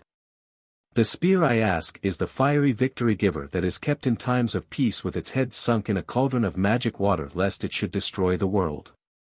The chariot I ask is the chariot of Dobar, it outshines all chariots that have been made or shall be made. The horses yoked to it do not draw back their feet from the sea waves, their going is as lordly on the wide plain of the sea as it is on the land. The 7 pigs I ask are the pigs of Asal, the king of the golden pillars. Though they be killed and eaten today, they will be alive and well tomorrow, and whoso eats of them shall never know what it is to lack strength. The hound is the hound Phaelinus. He is brighter than the sun at midsummer. The beasts of the forest are astonished at the sight of him, they have no strength to contend against him. The cooking spit is a guarded flame. 53 women keep it in the island of Caer, in the green stillness that is under the sea waves. The 3 shouts must be given on the hill that is guarded by Midkina, and his sons no champion since the beginning of time has raised a victory shout on that hill. I have named my Eric, sons of Turin. Do ye choose to pay it, or will ye humble yourselves and ask grace? We will pay the Eric, said the sons of Turin, and they went forth from the court of King Nuada. When the 3 brothers entered their father's dun, they sat down in sorrow and heaviness, and there was no word between them till their sister Enya came to them. Why does sorrow darken your faces and the faces of the household? She asked. What grief has come upon you? We have slain Cian, son of Diensect, the father of Lugh lo Fauda. Alas, cried Enya, and she beat her hands together. Alas! Ye have broken Lugh's protection out of Ireland, he will not fight in the great battle now. Lugh will fight in the great battle, but he has laid on us an Eric that bows us to the grave mold. What Eric? He asks the hound Phaelinus. And the spear of victory he asks the 7 treasures of the world. We are undone, said Enya. Destruction has come upon us. While she spoke they heard the approaching footsteps of those who attended Turin. Let us go, said Urker, before our father sees that good days are gone from us. Sorrow cannot be hidden, said Enya. Turin came into the room. He was old and his strength was withered. His sons led him to the high seat, and when he looked on them he knew an evil thing had befallen. Tell me, he said, what misfortune has come to us. Then Brian told the story of Cian's death and what Eric Lugh had bound on them. When he made an end of telling it, Turin said. Bitter indeed to me is the coming of the deliverer, for he has taken from me my 3 sons, my 3 eagles that never failed to carry off a prey. My 3 salmon of knowledge that could make paths for themselves in all the rivers of the world, my 3 strong bulls that stamped on the necks of kings. It is a bitter thing to be old without my sons. "O my father," said Brian, "if you have bred strong sons they will set forth strongly, and it may be they will bring back the Eric spoil. Do not make a lamentation for us till we are dead." "Nay," said Turin, "ye are setting forth on an adventure that knows no ending, for the treasures that ye seek are hidden in the caves of dragons and under the sea waves. Strange kings will make a mock of you leaning over battlements of adamant, and strange monsters will crush your bones. Ye will not come back to me, living or dead. No one will heap the grave mound over your bodies." "O my father," said Enya, "the heart of Lugh is set on the Eric-Fine. His hands are fain to grasp the fiery spear, and he would see the spoils of the world brought into Ireland. Let us ask him for help. If he will give Manannan's boat, the ocean sweeper, it will not be hard for good warriors to come by the treasures, since, at a word, the ocean sweeper will bear those who sit in it to whatsoever place they desire to be." "We will ask nothing from Lugh Lo Fauda," said Turin's sons. "But I will ask," said Turin, and he cried aloud. "Let my horses be yoked and my chariot made ready. I will not sleep till I have spoken with Lugh Lo Fauda." When Turin came to Lugh and asked for the boat, Lugh said, "Bid your sons to make ready and set forth. When they come to the edge of the sea and their feet touch the sea foam, Manannan's boat will be there waiting for them." Turin hurried home with the good answer, and his sons made ready to set forth. Their kinsfolk and the swordsmen of their father's clan went with them to the edge of the sea, and when their feet touched the sea foam they saw a little boat, such as might fit one person, waiting for them. "Lugh has deceived us," cried Brian. "This is not Manannan's boat." "Oh brother," said Enya, "the ocean sweeper has as many shapes as the cloak of Manannan has colors. Step into the boat." When Brian had taken his place in the boat there was plenty of room, and when all the three were seated there was plenty of room, and the boat began to shine like a white crystal, and the waves made a song of greeting as they lapped about the prow. "Farewell," said the sons of Turin, "keep gladness in your hearts till we come back." The ocean sweeper sprang from the shore like a sea bird and wheeled and circled in the foam, waiting the word of command. "Go to the garden of the golden apple tree that is guarded by dragons in the eastern half of the world," said Brian, and the ocean sweeper sped swiftly forth. The garden of the golden apple trees was very far off, and as they went to it the sons of Turin took counsel as to how they should get the apples. "Let two of us," said Urker, "make good swords play on the dragons whilst the third gathers the apples." "Yes," said Uar, "and when the apples are got, we three will slay the dragons and fight our way out of the garden." "Wisdom is not in your words," said Brian, "we three would leave our bones among the dragons. Let us change ourselves into hawks and swoop on the apples from above." "That is good," said the others. And when they were come to the garden they rose in the air, 3 golden hawks, and swooping on the tree took each an apple. The dragons were powerless to hinder them, but 3 of the maidens that walked in the garden, and each one was a king's daughter, changed themselves into fierce sharp-clawed griffins and followed the hawks. They could not overtake the hawks, and when they saw that, they held themselves motionless in the air, and great flashes of light came from their angry eyes. They blew out 3 streams of fire after the hawks. The hawks plunged into the water and became 3 salmon, and when they reached the ocean sweeper they leaped into it and took their own shapes. "It is well we have the apples of healing," said Uar, "the witch fire has burnt us to the bone."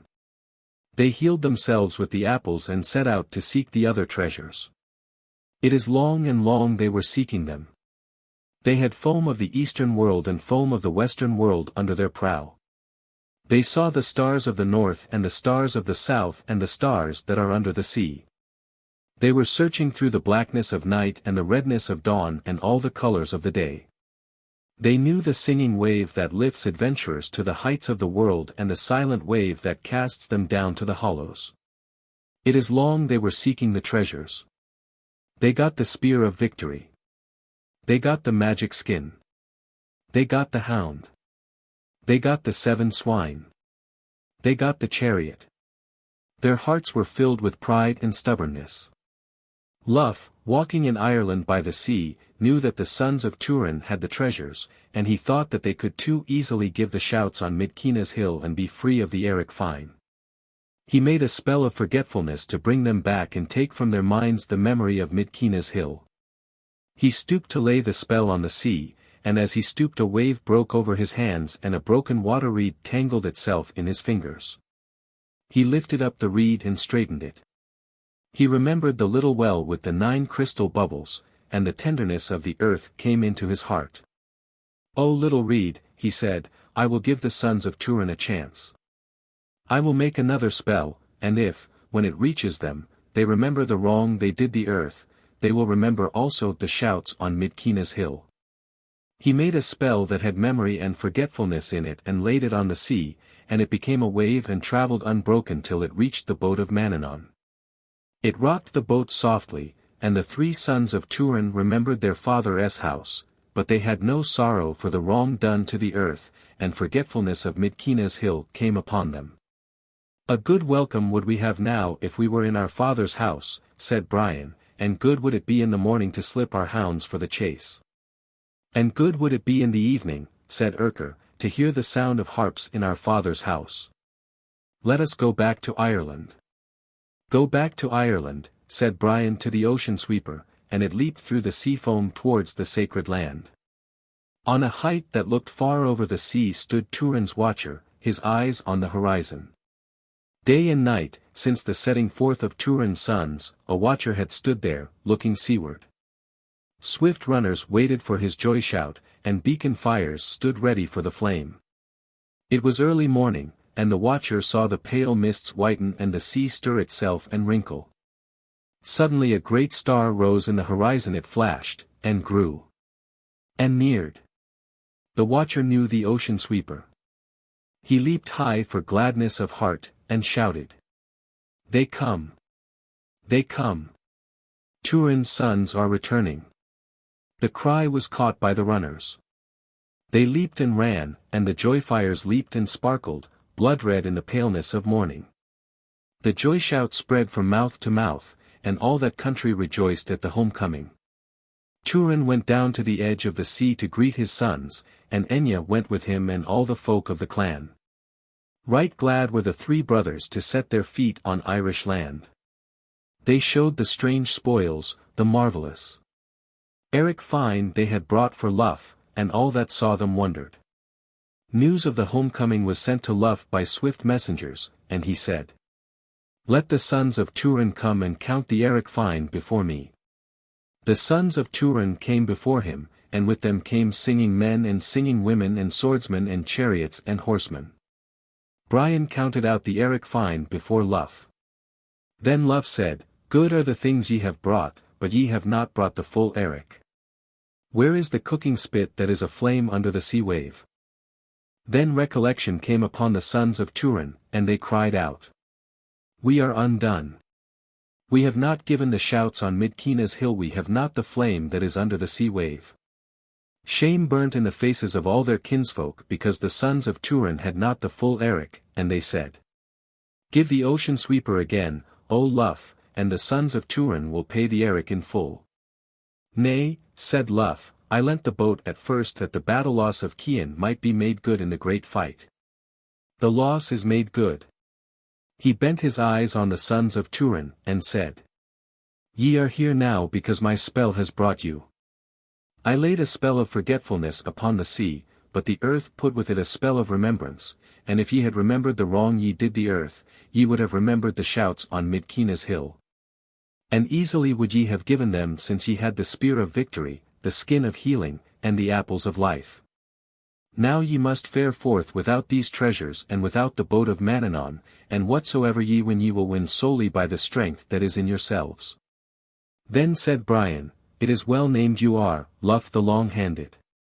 Your vengeful fingers have reached across the sea to grasp us, and they will not loose their hold till you have dragged us under the grave mound." Turin would have spoken, but Brian said to him, "Words are wasted, my father, let us go." Sorrowfully they went homeward, and their thoughts were on the pathless sea. Turin made ready a boat for his sons, thick-planked and strong, a boat with crimson sails. He proffered them rowers and men at arms, but they refused, because they were going they knew not whither, and were under a curse. They stepped into the boat, they spread the crimson sails, and as they slid away from the land, all their people made lamentation for them. "The eagles are going," they wailed. "The high noble-hearted ones, the three flames on the hearth of Turin. The lights are quenched tonight in the chieftain's house. The sons of Turin went searching for the island of Caer, the land that is under the sea wave. They heard tidings of it in many places, but no one knew where it could be found. Wise druids told them that the island was protected by the magic of Fand, the sea queen, the daughter of Phlydias, and no one who went there ever returned. The sun had risen and set many times on the search. Brian, Urker and Uar were weary, the wind had failed Hem, and they were laboring at the oars. It seemed to them that they would never find the island of Caer. "Let us rest a little," said Urker, "for my strength is spent." They rested from the oars, and Brian cast a line over the side of the boat. He drew up a fish, white as silver and covered with crimson spots. "Brother," said Uar, "your fish is purple-spotted like the salmon that swims in Conla's well and eats the crimson nuts of the hazel of knowledge. Let him go free for sake of his beauty." Brian threw the fish back to the water, and suddenly knowledge came to him, and he cried, "I know that the island of Caer is beneath us."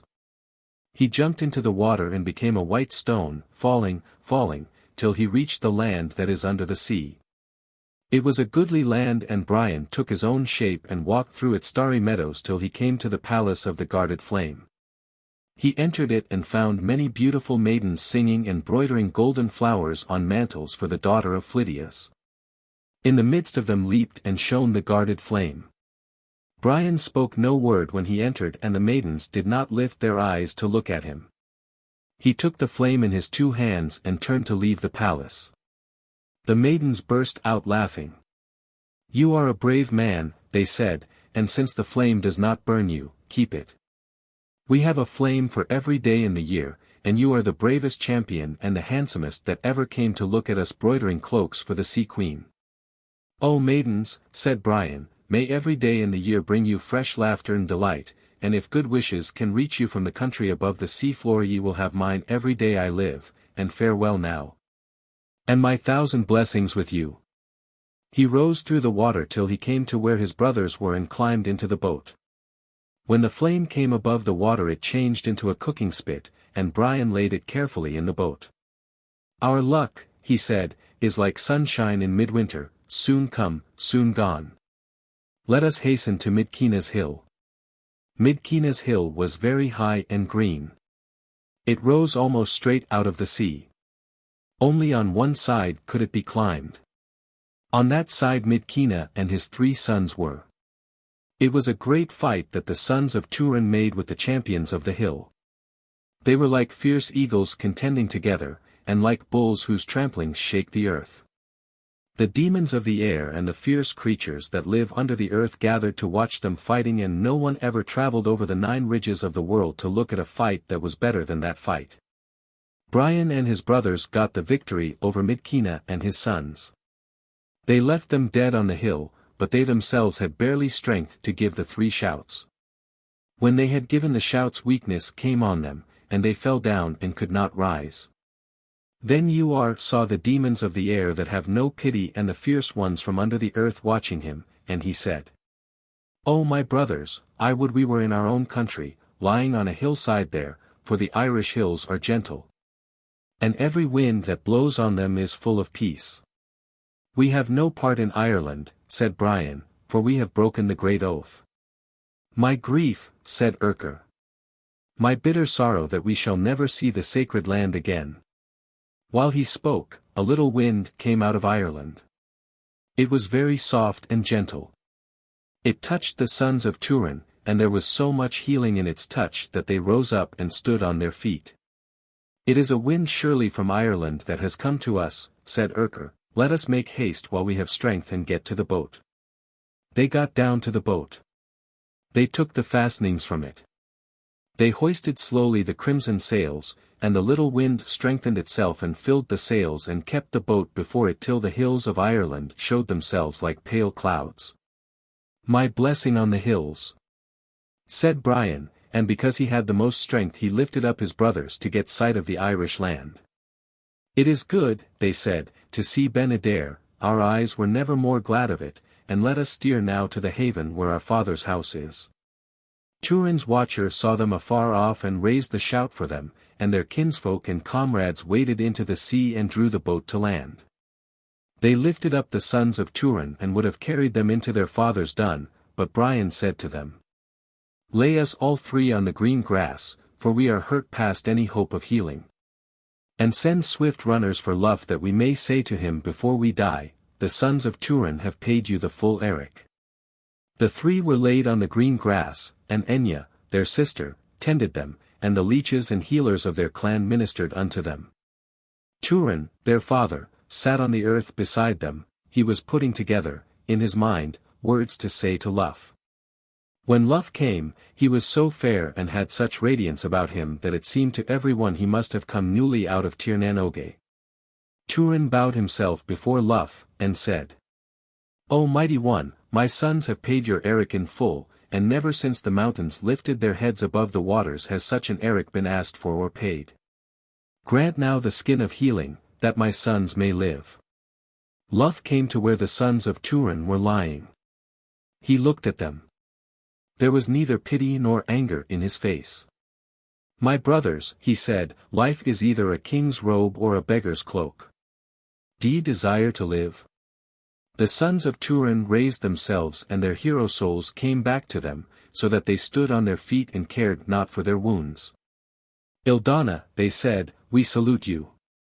Win victory for us in the great battle even as you will win it for Cian. We do not covet the beggar's robe." They turned and took farewell of their father, and their sister, and their kinsfolk. And they knelt and kissed the sacred earth, and said, "O Father, and O kinsfolk, entreat forgiveness for us from the earth, and friendly burial even as we now entreat it for ourselves. Farewell. Make no lamentation for us." But Turin and all his folk made a great lamentation. In Tir Namo, the land of the living heart, Cian, son of Gensect, walked among the crimson lilies. His face was radiant and he had a branch with 3 golden apples in his hand. Faint sweet music was everywhere throughout that joyous country. Cian lifted up his eyes and saw the 3 sons of Turin approaching. They had the brightness of the morning about them and there was no wound on them. Cian went to meet them. "Greeting," he said, "and welcome to Moy Mell." He gave to each of them a golden apple.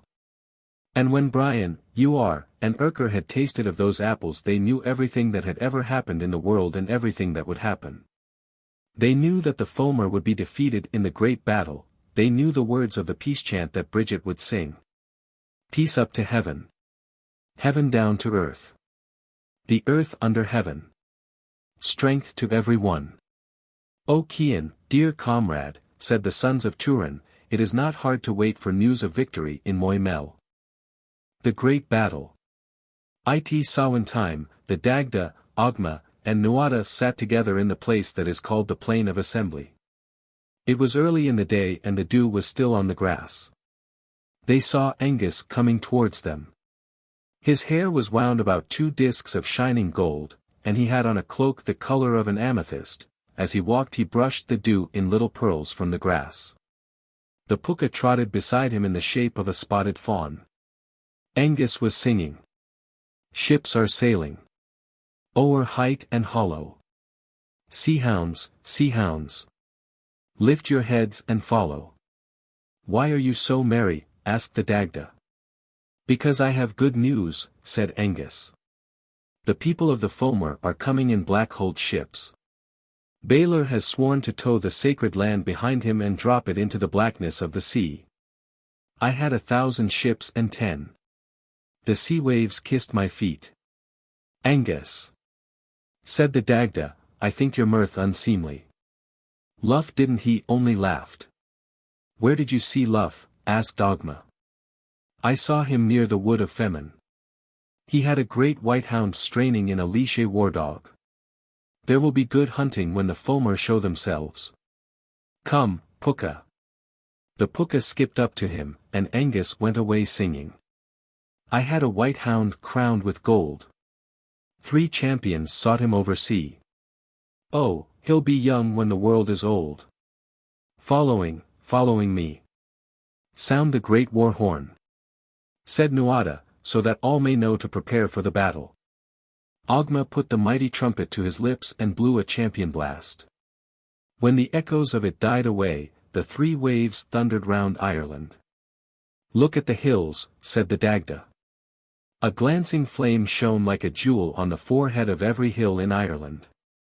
The earth remembers the oath, said Ogma. At the sound of the mighty trumpet, the Tuatha de Danann hurried to the plain of assembly. Gobhaun the smith came, and Diansect the great healer, and Eärmid the druidess, and Mayak, who had the secret of life. Lugh came, with the shining host from Tir nan Oge, they made a radiance in the assembly. Bove Darrig came, and Midir the haughty, and Luchtna, and Credn, and harpers came from the fairy hills, and cupbearers and magicians. What help will you give in the battle? Asked Lugh, of Mathgen the magician. I have power, said Mathgen, to roll the mountains and high hills of Ireland on the foamer. I will grind them as corn is ground between 2 stones. The 12 most royal mountains in Ireland will fight for you, Slieve League, Slieve Snectai, Macu Belgadon, Denna Olad, Bree Run, Slemish, Blay Slieve, Nemphin, the Curla Hills, Crochan Eagle, the Mourne Mountains. And the mountains of Slieve Bloom. What help will you give? Asked Lugh, of the cupbearers. We will put a burning thirst on the foamer, and the lakes and rivers of Ireland will refuse to give them water. Though they should go to Loch Luimnai, Durgloch, Loch Corrib, Loch Ree, Loch Mask, Strangford Loch, Loch Laig, Loch Nee, Loch Foyle, Loch Garra, Loch Ray, and Mullach, the 12 most royal lakes. They would not find in any one a single drop of water to quench their thirst. Though they should go to every river in Ireland, and supplicate the 12 that are most royal, the Bush, the Boyne, the Ba, the Nem, the Lee, the Shannon, the Moy, the Sligo, the Erne, and the Finn. They would not get from them a mouthful of water. But the Tuatha de Danann will get water and refreshment and strength and delight from every well and lake and river in Ireland. What help will you give? Asked Lugh, of Figel. I, said Figel, the son of Marnos, will cause showers of druid fire to fall on the foamer. I will wither the strength in their bodies, they shall be as green leaves shriveled by flame. But the men of Ireland shall have the fire of youth in them, they shall be like green leaves breaking out in the springtime. What help will you give? Asked Lugh, of the enchantress Janan and the enchantress Bashul.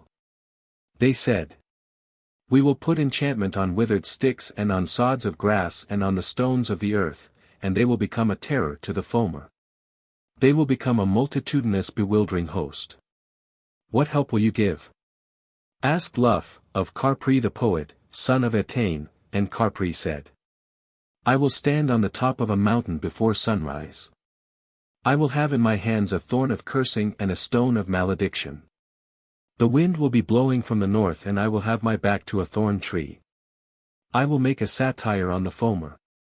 They will wish to hide their faces from that satire, and because of it they will have no heart to stand up against warriors. What help will you give? Asked Lugh, of Gobhaun. I will make sharp-biting swords, said Gobhaun, and spears that know the death thrust. My weapons do not ask for themselves a second blow, a second thrust. It is more than Dalb the smith of the foamer can say. And I, said Credn the brass sword, I will make rivets for spears, and hilts for swords, and bosses for shields. And I, said Luchtna, will make spear shafts and shield grips. And I, said Diansect, will heal every man who has not lost the breath of life. The Dagda had been sitting quiet all this time, lacing a thong into his brogues. He stood up now and shook out the 9 folds of his cloak. All that each one of you has promised, loud-mouthed, said the Dagda, I will do myself, single-handed. 'Tis yourself is the good God, said the others, and they let 3 shouts of laughter out of them. The coming of the foamer was terrible. They were multitudinous as grains of sand, multitudinous as waves in a sea storm. A wind of death went before them and darkness covered them.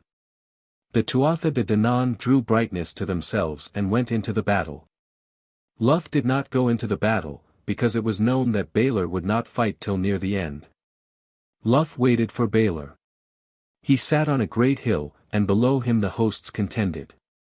He saw the spears of the Tuatha De Danann fly like fiery rain, and those of the Fomor like hissing sleet, and in the hissing sleet and fiery rain the demons of the air screamed and fought.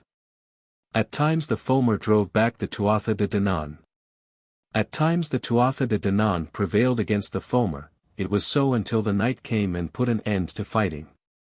There was no brightness on the Tuatha De Danann when they drew themselves out of the conflict. They were wounded and weary, and Ermid, Diinsect, and Mayak, went among them with herbs of healing. It was vexation of spirit to look on the grievousness of their wounds. Suddenly a delicate sweet music sounded in the air and the Tuatha De Danann saw Bridget coming to them. She towered to the heavens and her mantle swept the ground like a purple mist. Her hair was plaited in 9 loosened locks, and in each lock of the 9 a star glittered. Wrapped in a corner of her mantle she held a crystal ball, clear as a dewdrop. "Hail, Bridget, the battle queen," cried the warriors, but those who were wounded and nigh to death, cried, "Hail, Dana, the mighty mother." Bridget smiled, and a soft radiance filled the night. "I bring you a gift," she said, and she shook the crystal drop from her mantle. When it touched the earth it became a deep clear lake. "It is a lake from Tir Namo," said Bridget, "and there is healing in it for all weariness and all battle wounds. It will even give back life to the dead." The Tuatha De Danann bathed in the lake and rose out of the water joyous and radiant. At daybreak they leaped to the battle, and as they went they drew down little fleecy clouds from the sky, and the clouds became shining helmets of protection to them. Terrible was the battle that day. The Fomor transformed themselves into huge serpents and scaly dragons and shapeless abominations writhing in poisonous spume. The Tuatha De Danann drove in on them like fire that is fanned by tempest. They stabbed the twisting monstrosities as light stabs darkness, yet they could not utterly destroy them, and the battle swayed uncertain till night came. Through the night the Tuatha De Danann rested and bathed in the lake from Tir Namo. Strength and healing came to them. At dawn they leaped to the battle. Stupendous was the conflict. Twice the Fomor broke before the Tuatha De Danann. Once the Tuatha De Danann broke before the Fomor. They were like waves contending, like fire and water striving for mastery. Terrible was the devastation, and in the midst of it a shout went up. "Balor! Balor! Balor Bayman! Balor of the mighty blows!" Balor heaved himself against the horizon, a mighty bulk, and the Fomor gave their strength to him and their fierceness so that no power remained in them, and because of that Balor towered to the heavens and his shadow darkened half the sky. The Tuatha De Danann cried aloud on Lugh. "Lugh! Lugh! Lugh Lo Fauda! Strike for us, long-handed son of Cian! Strike, Ildana!" Lugh leaped to his feet. The Tuatha De Danann gave him their strength and their fierceness so that he towered to the heavens, and his brightness was more terrible than the brightness of the sun at noonday. Swift was the advance of Lugh, the sun-hawk. Swift was the advance of Balor, the hooded vulture of night. Lugh shouted in a voice that echoed exultant to the stars. Balor shouted in a voice that shook the depths of the abyss. Lugh gathered his strength and the strength of the Tuatha De Danann into the spear of victory which he held in his hand. Balor gathered his strength and the strength of the Fomor into his mighty death-dealing eye. He raised the baleful lid, but before the gleam that could destroy the world shot forth from it, Lugh hurled the spear. It struck and entered the evil eye as fire enters a dark cavern. The strength of Lugh and all the gods of light went with it. Balor trembled, the strength that was bound up in him loosened, his huge bulk wavered and became a shadow, and the shadow melted and became a shapeless gloom. In the shapeless gloom something glittered. It was the sword of Tethra, the great sword of the abyss. Lugh swooped upon it. And as he lifted it, the Tuatha de Danann pressed behind him and before him and about him and scattered the darkness and drew into themselves the fierceness and might of the Fomer, so that they were girt with the powers of night and day. The sword of Tethra, the great sword of the abyss, was given to Ogma. He drew it from its sheath. The sunshine ran along the blade like a river of light, and the spirits that live under the sliding green waves of the sea and the spirits of the storm wind shouted for joy. Ogma held the sword aloft, and thunderous music broke over the earth and died away among the stars. Then Bridget, the Mor Rigu, the battle queen that is called Dana, cried out to the hills and lakes and rivers and woods and valleys and plains of Ireland the news of victory. This is the peace chant she made. Peace up to heaven. Heaven down to earth. The earth under heaven. Strength to every one. Inisfail. It was on the 1st of May that the Milesians came into Ireland. They came with their wives and their children and all their treasures. There were many of them. They came in ships, and it is said by some that they came from a land beyond the utmost blueness of the sky, and that their ships left the track among the stars that can still be seen on winter nights. When they were come to Ireland, they drew up their ships. They put the fastening of a year and a day on them and set foot on the sacred land. Amergin was the first to set foot on the land, and he made this ran in honor of it. He chanted the ran because he was the chief poet and druid among the Milesians. The ran. I am the wind that blows over the sea. Arohi. I am the wave 0f the sea. Arohi. I am the sound the sea makes. Arohi. I am the ox of the 7 combats. Arohi. I am the vulture upon the rock. Arohi. I am the ray of the sun. Arohi. I am the fairest of plants. Arohi. I am the wild boar. Arohi. I am the salmon in the water. Arohi. I am the lake in the plain. Arohi. I am the word 0f knowledge. Arohi. I am the spear point of battle. Arohi. I am the god who kindles fire in the head. Arohi. Who makes wise the company on the mountain. Who makes known the ages of the moon. Who knows the secret resting place of the sun. Arohi. The Milesians gave a victory shout at the end of the ran, and Amergin said, We will go forward now. And when we reach the place where it seems good to rest, we will light a fire and put 3 names of power on the land so that it may belong to us forever. They went forward then, and they saw no one till Bridget took the shape of a woman that has known hardship, and came to try them. She wrapped herself in the cloak of sorrow and sat by the roadside. She made a great keening.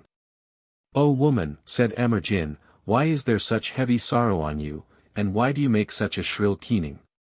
I am keening lost possessions, and lost queenship, and a name cried down the wind of change and forgotten. Whose name is cried down the wind? The name of Banba that was queen of this land. Her name shall not be whirled into forgetfulness. I will put it on this land, it shall be called Banba. My blessing on you, stag with golden horns, and may the name-giving bring you luck. So Amergin gave away the first name. They went on from that place, and Bridget took the shape of a fierce beautiful queen that has lost a battle, and came again to try them. O queen, said Amergin, may all the roads of the world be pleasant to you. O king, said Bridget, all the roads of the world are hard when those who were wont to go in chariots walk barefoot on them. O queen, said Amergin, I would fain better your fortune. Grant me then a queen's asking. Name your asking. I am Eriu, wife of Mac Grian, son of the sun, and I would have my name fastened on this land forever. I will put your name on this land, it shall be called Eriu. My blessing on you, sun-crested eagle, and may the name-giving bring you luck. So Amergin gave away the second name. They went on from that place, and Bridget took the form of an old wrinkled crone bent double with age, and came again to try them. She was gathering sticks, and the bundle was heavy. O woman, said Amergin, it is hard to see you lifting a bundle when age has bent you so low already. I would fain better your fortune. Bridget raised herself, and said. Though I am an old crone now, bent and withered, yet I was once a great queen, and I will take nothing less than a queen's asking from you. What is your asking? Let my name be on this land, I am Fiola. I will put your name on this land, it shall be called Fiola. My blessing on you, silver-spotted salmon of knowledge, and may the name-giving bring you luck. So Amergin gave away the third name. It was after that they made a fire for themselves, and when the smoke of it rose against the sky, Ogma, Nuada, and the Dagda, came to try them. What people are you? Asked Nuada, and from what country have you come? We are the sons of Milesius, they answered. He himself is the son of a god even of Beltu, the haughty father. We are come from Moimor, the great plain that is beyond the horizon of the world. How got you knowledge of Ireland? Asked Ogma. O champion, answered Amergin, from the center of the great plain there rises a tower of crystal. Its top pierces the heavens, and from the ramparts of it the wisest one among us got sight of this land. When he saw it his heart was filled with longing, and when he told us of it our hearts too were filled with longing. Therefore we set out to seek that land, and behold we have come to it. We have come to Inisfail, the island of destiny. And ye have come to it, said the Dagda, like thieves in the night, without proclamation, without weapon challenge. Ye have lighted a fire here, as if this were a no-man's land. Judge ye if this be hero conduct. Your words have the bitterness of truth in them, said Amergin. Say now what you would have us do. You are a druid and a leader among your people, said Nuada. Give judgment, therefore, between yourselves and us. I will give judgment, said Amergin. I judge it right that we should return to our ships and go out the distance of 9 waves from the land. Use all your power against us, and we will use all our power against you. We will take the island of destiny by the strength of our hands, or die fighting for it. It is a good judgment, said Ogma, get back to your ships. We will gather our battle chiefs for the fight. Ogma, Nuada, and the Dagda, went away then from the Milesians.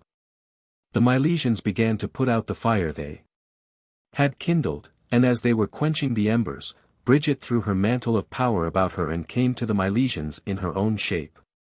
When Amergin saw her he knew that she was the mighty mother, and he cried out. O ashless flame, put a blessing on us now, that our luck may not be extinguished with these embers. O druid, said Bridget, if you had wisdom you would know that before the first fire is extinguished the name blessing should be pronounced over it. O mother of all wisdom, I know it, but the name blessing is gone from me. I met 3 queens as I came hither, and each one asked the name gift of me.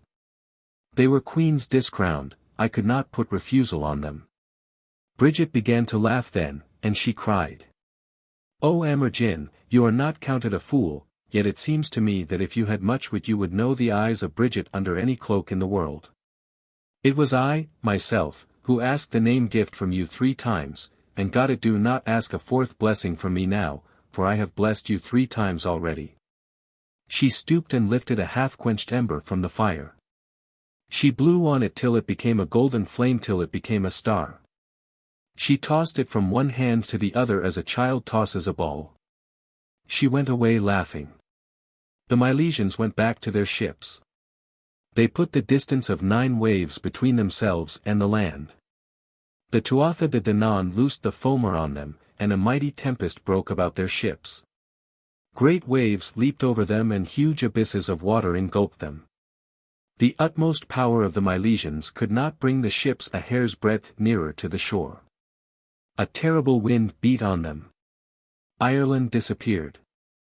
Then Amergin cried out. O land, that has drawn us hither, help us. Show us the noble fellowship of thy trees, we will be comrades to them. Show us the shining companies of thy rivers, we will put a blessing on every fish that swims in them. Show us thy hero-hearted mountains, we will light fires of rejoicing for them. O land, help us. Help us. Help us. Ireland heard him, and sent help. The darkness cleared away and the wind was stilled. Then Amergin said, "O sea, help us. O mighty fruitful sea. I call on every wave that ever touched the land. O sea, help us." The sea heard him, and the three waves that go round Ireland, the wave of Thoth, the wave of Ruri, and the long slow white foaming wave of Cleena. The three waves came and lifted the ships to the shore. The Milesians landed. The Tuatha de Danann came down to make trial of their battle strength. Hard was the contest between them. The Milesians held their own against the gods. When they saw that the Milesians could hold their own, the Tuatha de Danann drew themselves out of the fight. They laughed and cried to the Milesians, "Good heroes are ye, and worthy to win the earth, we put our blessing on you." Nuada shook the bell branch, and the glory that the Tuatha de Danann had in Tir Namo before they ever set themselves to the shaping of the earth, that glory came back to them. They had such splendor that the Milesians veiled their eyes before them. "Do not veil your eyes," said Nuada, "we will draw the cloak of invisibility, the Fade Fee, about us. We give you Ireland, but, since our hands have fashioned it, we will not utterly leave the country. We will be in the white mist that clings to the mountains, we will be the quiet that broods on the lakes, we will be the joy shout of the rivers. We will be the secret wisdom of the woods. Long after your descendants have forgotten us. They will hear our music on sunny raths and see our great white horses lift their heads from the mountain tarns and shake the night dew from their crested manes. In the end they will know that all the beauty in the world comes back to us. And their battles are only echoes of ours. Lift up your faces, children of Milesius, children of Belta the haughty father, and greet the land that belongs to you." The Milesians lifted up their heads. No glory blinded them, for the Tuatha de Danann had drawn the Fade Fee about themselves. They saw the sunlight on the grass like emerald fire, they saw the blueness of the sky and the solemn darkness of the pine trees, they heard the myriad sound of shaken branches and running water, and behind it echoed the laughter of Bridget. The Golden Fly. Ethon, Angus, Fuamach, and Midir lived in the world of the gods. Ethon said to Angus, "I am weary of everything that I see, let me go into the other worlds with you." Angus said, "When I go into the other worlds I wander from place to place and people do not know that I am a god. In the earth they think I am a juggler or a wandering minstrel or a beggarman. If you come with me you will seem a poor singing woman or a strolling player." Then Ethon said, "I will ask Midir to make a world for myself, all the worlds are full of weariness." She went to find Midir, and as she went she saw below her the world of the bright shadow that is called Ildathak, and the world of the dark shadow that is called Earth. Midir was looking down at the earth, and a brightness grew on it as he looked. Ethon was angry because Midir cared to make a brightness on the earth, and she turned away from him, and said, "I wish the worlds would clash together and disappear. I am weary of everything I can see." Then Fuamach said, "You have the heart of a fly, that is never contented, take the body of a fly, and wander till your heart is changed and you get back your own shape again." Ethon became a little golden fly, and she was afraid to leave the world of the gods and wished she could get back her shape again. She flew to Midir and buzzed round him, but he was making a brightness on the earth and did not hear her. When she lit on his hand he brushed her away. She went to Angus, and he was making music on the strings of his tiampan. When she buzzed about him he said, "You have a sweet song, little fly," and he made the tiampan buzz like a fly. She lit on his hand, and he said, "You are very beautiful, little golden fly, and because you are beautiful I will give you a gift. Now speak and ask for the gift that will please you best."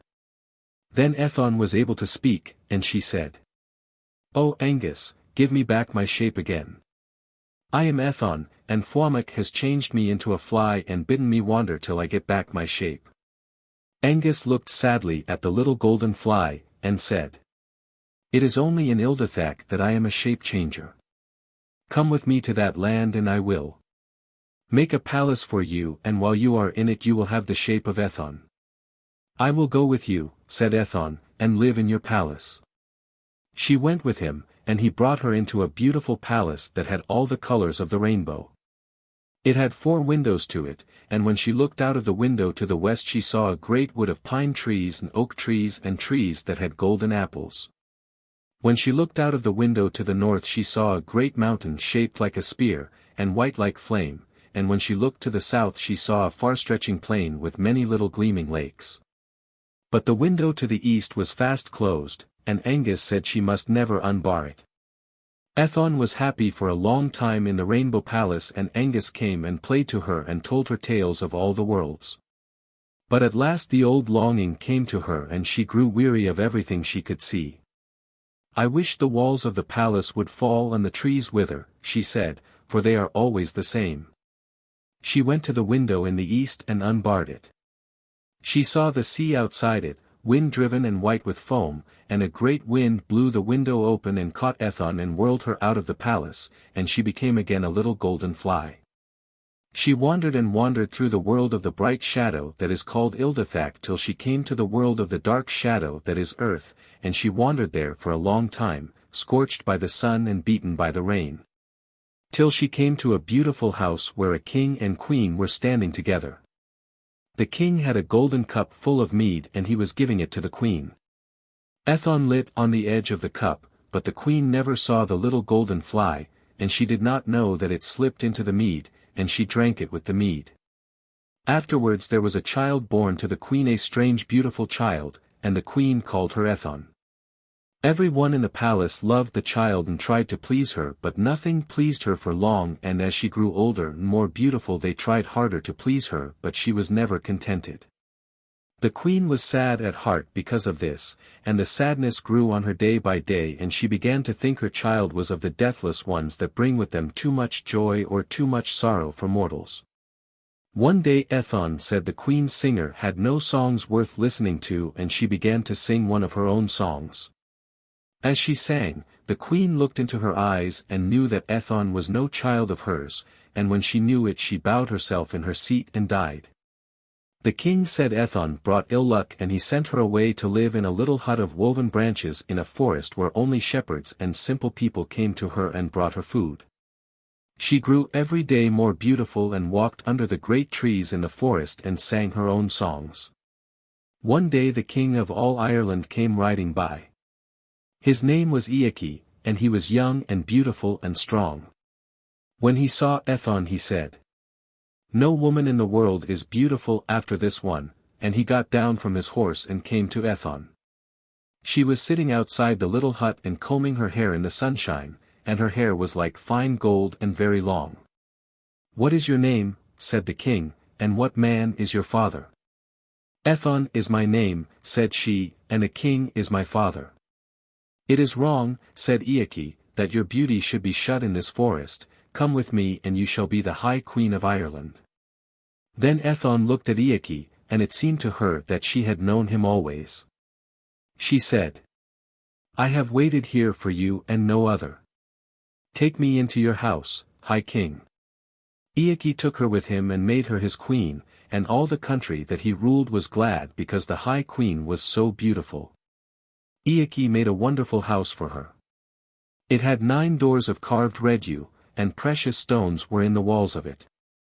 Ethon and the king lived in it, and the harpers sang to them, and the noblest warriors in Erin stood about their doors. The king was happy, but there was always in the mind of Ethon a beauty that made the rich hangings seem poor and the jewels dull, and she had a song in her heart that took the music out of all other songs. The harpers of the 5 provinces of Ireland came into the feast hall of Iaki at Samhain, but there was weariness on the face of Ethon while they played. And though the High King gave them gold rings and jewels and high seats of honor, they had no joy in coming to his house. The warriors clashed their swords when the High Queen passed, but anyone who looked into her eyes dreamed of strange countries and had in him the longing to go overseas. And Iaki was grieved because the noblest of his chiefs became like the lonely bird of the waves that never builds a nest. One day Ethon leaned against the carved yew door of her sunny palace and watched the seagulls wheeling in the blueness of the sky. Inside, the fool was strewing green rushes and scented leaves and buds before her chair. The fool was always in the palace because his wits had gone from him, and people say that fools have the dark wisdom of the gods. Ethon could hear him singing. I had a black hound and a white. The day is long, and long the night. A great wave swallowed up the sea. And still the hounds were following me. The white hound had a crown of gold. But no one saw it, young or old. The black hound's feet were swift as fire. 'Tis he that was my heart's desire. The sun and moon leaned from the sky. When I and my 2 hounds went by. Ethon turned from the door and went into the room where the fool was. Her dress swept the young green leaves, but she had no thought of them or of the little flowers the fool had put with the rushes. Go on singing, she said. I wish my heart were as lightsome as yours. How could your heart be lightsome, queen, said the fool, when you will not give the flower a chance to blossom, or the hound a chance to catch his prey, or the bird a clear sky to sing in? If you were of the deathless ones you would burn the world to warm your hands. The redness of shame spread itself in Ethon's face. She stooped and lifted a little bud from the floor. I think the deathless ones could make this bud blossom, she said, but all the buds that I break off wither in my hands. I will break no more buds, fool. While she spoke there was a noise outside, and Ethon asked her women what it was. Only a beggar man they are driving away.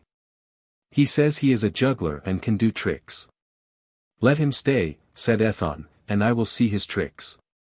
O queen, said the women, he is a starveling and ignorant.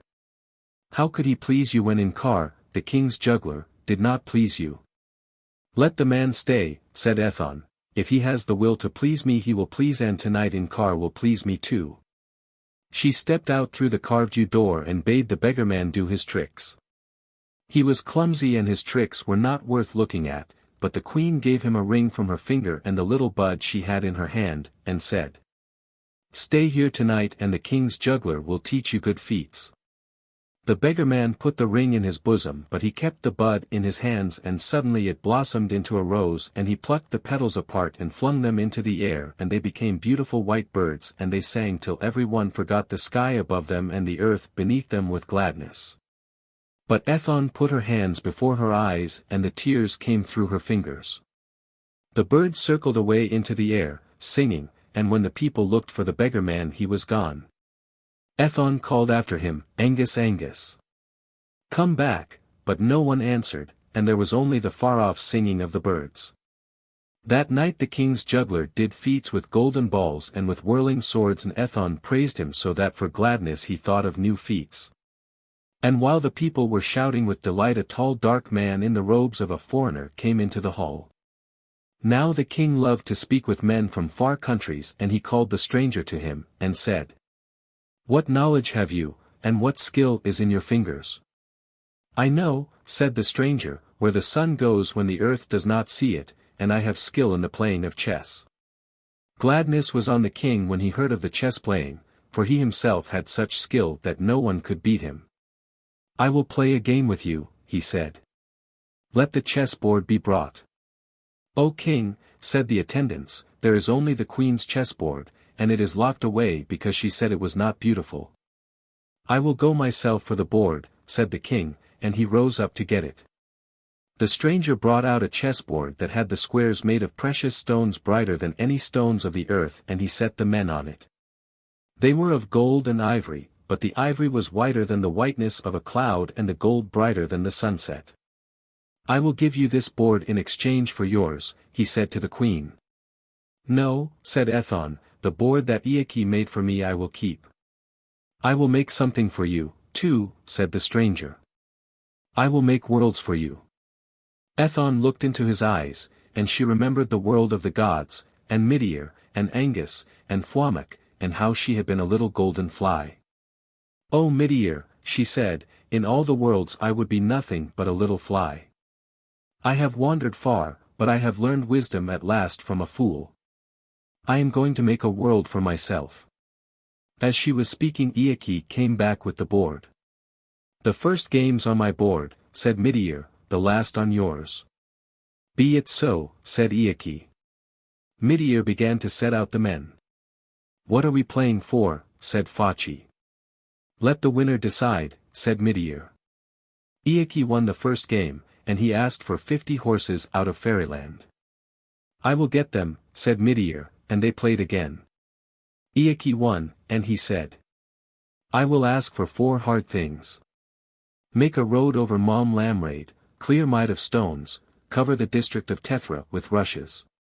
And the district of Darbrek with trees.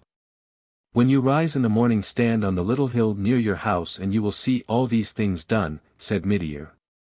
They played again, and Midir won. What do you ask? Said Iaki. I ask Ethon, said Midir. I will never give her, said Iaki. The horses of Fairyland are trampling outside your door, O king, said Midir, give me my asking. And he said to Ethon, will you come into your own world again? Ethon said. There is no world of all the worlds my own, for I have never made a place for myself, but Iaki has made a place for me and all the people have brought me gifts. And for the space of a year I will stay with them and bring them gladness. I will come at the year's end, said Midir, and he left the hall, but no man saw him go. After that there was never such a year in Ireland. The 3 crowns were on the land: a crown of plenty, a crown of victory, and a crown of song. Ethon gave gifts to all the High King's people, and to Iaki she gave a gladness beyond the dream of a man's heart when it is fullest. And at Samhain time Iaki made a great feast, and the kings of Ireland and the poets and the druids were there, and gladness was in the heart of every one. Suddenly there was a light in the hall that made the torches and the great candles that are lit only for kings' feasts burn dim, and Midir the red-maned, stood in the hall. Then the olives and the poets and the druids and chiefs bowed themselves, and the king bowed himself, because Midir had come. Midir turned his eyes to where Ethon sat in a seat of carved silver by the king. He had a small crwth such as musicians carry, and he made a sweet music on it and sang. Come with me. Come with me. Ethon. Leave the weary portals of life, leave the dune, leave the bound. Come. Come. Come Ethon. Lo! The white-maned untamable horses, outracing the wind. Scatter the embers of day as they pass, and the riders who bind. The suns to their chariot wheels and exult are calling your name. Are calling your name through the night, Ethon. And the night is a flame. Ethon. Ethon. Ethon. Come with us, Ethon, to Moimel where the starflocks are straying. Like troops of immortal birds forever delaying. The moment of flight that would take them away from the honey-sweet plain. Surely you long for waves that break into starry rain. And are fain of flowers that need not die to blossom again. Why have you turned away from me, your only lover? What lure have you seen in the eyes of a mortal that clay must cover? Come back to me. Come back, Ethon. The high-built heavenly places mourn for you, and the lights are quenched, and for you immortal faces grow wan as faces that die. O flame-fair swan of delight! Come with me, leave the weary portals of sleep-heavy night. The hosts are waiting, their horses trample the ashes of day. Come, light of a world that is deathless, come away. Come away. Midir stretched his hands to Ethon, and she turned to Iaki and kissed him. I have put into a year the gladness of a long life, she said, and tonight you have heard the music of Faerie, and echoes of it will be in the harpstrings of the men of Ireland forever. And you will be remembered as long as wind blows and water runs, because Ethon whom Midir loved you. She put her hand in Midir's and they rose together as flame rises or as the white light rises in the sky when it is morning, and in the world of the gods Angus waited for them, and Fuamak. And they walked together again as they had walked from the beginning of time. The Children of Lir. Long ago when the Tuatha de Danann lived in Ireland there was a great king called Lir. He had 4 children, Fionnuala, Eogan, Fiachra, and Con. Fionnuala was the eldest and she was as beautiful as sunshine in blossomed branches. Eogan was like a young eagle in the blue of the sky, and his 2 brothers, Fiachra and Con, were as beautiful as running water. In those days sorrow was not known in Ireland, the mountains were crowned with light, and the lakes and rivers had strange star-like flowers that shook a rain of jeweled dust on the white horses of the Dedannans when they came down to drink. The horses were swifter than any horses that are living now, and they could go over the waves of the sea and under deep lake water without hurt to themselves. Liar's 4 children had each one a white horse and 2 hounds that were whiter than snow. Every one in Liar's kingdom loved Fionnuala, and Aegon, and Fiachra, and Con, except their stepmother, Aoife.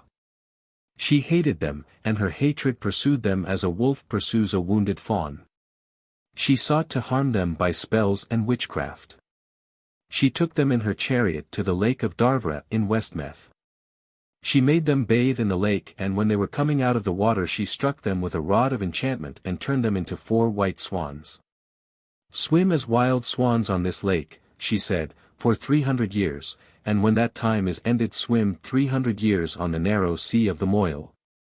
And when that time is ended swim 300 years on the western sea that has no bounds but the sky." Then Fionnuala, that was a swan, said, "O wicked woman, a doom will come upon you heavier than the doom you have put on us, and you will be more sorrowful than we are today. And if you would win any pity in the hour of your calamity, tell us now how we may know when the doom will end for us." "The doom will end when a king from the north weds a queen from the south, when a druid with a shaven crown comes over the seas. When you hear the sound of a little bell that rings for prayers." The swans spread their wings and flew away over the lake. They made a very sorrowful singing as they went, lamenting for themselves. When the great king, their father, knew the sorrow that had come to him, he hastened down to the shore of the lake and called his children. They came flying to him, 4 white swans, and he said, "Come to me, Fionnuala, come Aegon, come Con. Come Fiachra." He put his hands on them and caressed them and said, "I cannot give you back your shapes till the doom that is laid on you is ended, but come back now to the house that is mine and yours, white children of my heart." Then Fionnuala answered him, "The shadow of the woman who ensnared us lies on the threshold of your door, we cannot cross it." And Liar said, "The woman who ensnared you is far from any home this night. She is herself ensnared, and fierce winds drive her into all the restless places of the earth. She has lost her beauty and become terrible. She is a demon of the air, and must wander desolate to the end of time, but for you there is the firelight of home. Come back with me." Then Con said, "May good fortune be on the threshold of your door from this time and forever, but we cannot cross it, for we have the hearts of wild swans and we must fly in the dusk and feel the water moving under our bodies. We must hear the lonesome cries of the night. We have the voices only of the children you knew, we have the songs you taught us, that is all. Gold crowns are red in the firelight, but redder and fairer is dawn." Liar stretched out his hands and blessed his children. He said, "May all beautiful things grow henceforth more beautiful to you, and may the song you have be melody in the heart of whoever hears it. May your wings winnow joy for you out of the air, and your feet be glad in the waterways. My blessing be on you till the sea loses its saltness and the trees forget to bud in springtime. And farewell, Fionnuala, my white blossom. And farewell Aegon, that was the red flame of my heart, and farewell, Con, that brought me gladness, and farewell, Fiachra, my treasure. Lonesome it is for you, flying far off in places strange to you, lonesome it is for me without you. Bitter it is to say farewell, and nothing else but farewell." Liar covered his face with his mantle and sorrow was heavy on him, but the swans rose into the air and flew away calling to each other. They called with the voices of children, but in their heart was the gladness of swans when they feel the air beneath them and stretch their necks to the freedom of the sky. 300 years they flew over Lake Darvra and swam on its waters. Often their father came to the lake and called them to him and caressed them, often their kinsfolk came to talk with them, often harpers and musicians came to listen to the wonder of their singing. When 300 years were ended the swans rose suddenly and flew far and far away. Their father sought them, and their kinsfolk sought them, but the swans never touched earth or rested once till they came to the narrow sea of the Moyle that flows between Ireland and Scotland. A cold stormy sea it was, and lonely. The swans had no one to listen to their singing, and little heart for singing amid the green curling bitter waves. The storm wind beat roughly on them, and often they were separated and calling to one another without hope of an answer. Then Fionnuala, for she was the wisest, said, "Let us choose a place of meeting, so that when we are separated and lost and wandering each one will know where to wait for the others." The swans, her brothers, said it was a good thought. They agreed to meet together in one place, and the place they chose was Carreg-Naran, the Rock of the Seals. And it was well they made that choice, for a great storm came on them one night and scattered them far out over the sea. Their voices were drowned in the tempest and they were driven hither and thither in the darkness.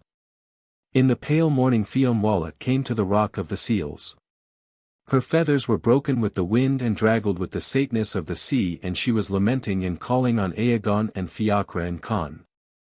"O Con, that I sheltered under my feathers, come to me. O Fiachra, come to me. O Aegon, Aegon, Aegon, come to me." And when she did not see them, and no voice answered, she made a sore lamentation and said, "O bitter night that was blacker than the doom of Aoife at the first to us. O three that I loved. O three that I loved. The waves are over your heads and I am desolate." She saw the red sun rising, and when the redness touched the waters, Con came flying to her. His feathers were broken with the wind and draggled with the saltness of the sea. Fionnuala gathered him under her wings and comforted him, and she said, "The day would not seem bitter to me now if only Aegon and Fiachra were come." In a little while Fiachra came to her over the rough sea. She sheltered and comforted him with her wings, and she cried over the waters, "O Aegon, Aegon, Aegon, come to me." The sun was high in the heavens when Aegon came, and he came with his feathers bright and shining and no trace of the bitter storm on him. "Oh, where have you been, Aegon?" said Fionnuala and Fiachra and Con to him. "I have been flying where I got sight of our kinsfolk. I have seen the white steeds that are swifter than the winds of March, and the riders that were comrades to us when we had our own shapes. I have seen Aegon and Fergus, the two sons of Bove Dirge." "Oh, tell us, Aegon, where we may get sight of them," said the swans. "They are at the river mouth of the Ban," said Aegon, "let us go there, and we may see them though we cannot leave the Moyle." So much gladness came on all the swans that they forgot their weariness and the grievous buffeting of the storm, and they rose and flew to the river mouth of the Ban. They saw their kinsfolk, the beautiful company of the fairy host, shining with every color under heaven and joyous as the wind in springtime. "Oh, tell us, dear kinsfolk," said the swans, "how it is with our father. The great king has wrapped his robes of beauty about him, and feasts with those from whom age cannot take youth and light-heartedness," said Fergus. "Ah," said Fionnuala, "he feasts and it is well with him. The joy flame on his hearth cannot quench itself in ashes. He cannot hear us calling through the night the wild swans, the wanderers, the lost children." The fairy host was troubled, seeing the piteous plight of the swans, but Aegon, that was a swan, said to Fergus, his kinsman and comrade, "Do not cloud your face for us, Fergus. The horse you ride is white, but I ride a whiter the cold curling white wave of the sea." Then Fiachra said, "O Fergus, does my own white horse forget me, now that I am here in the cold Moyle?"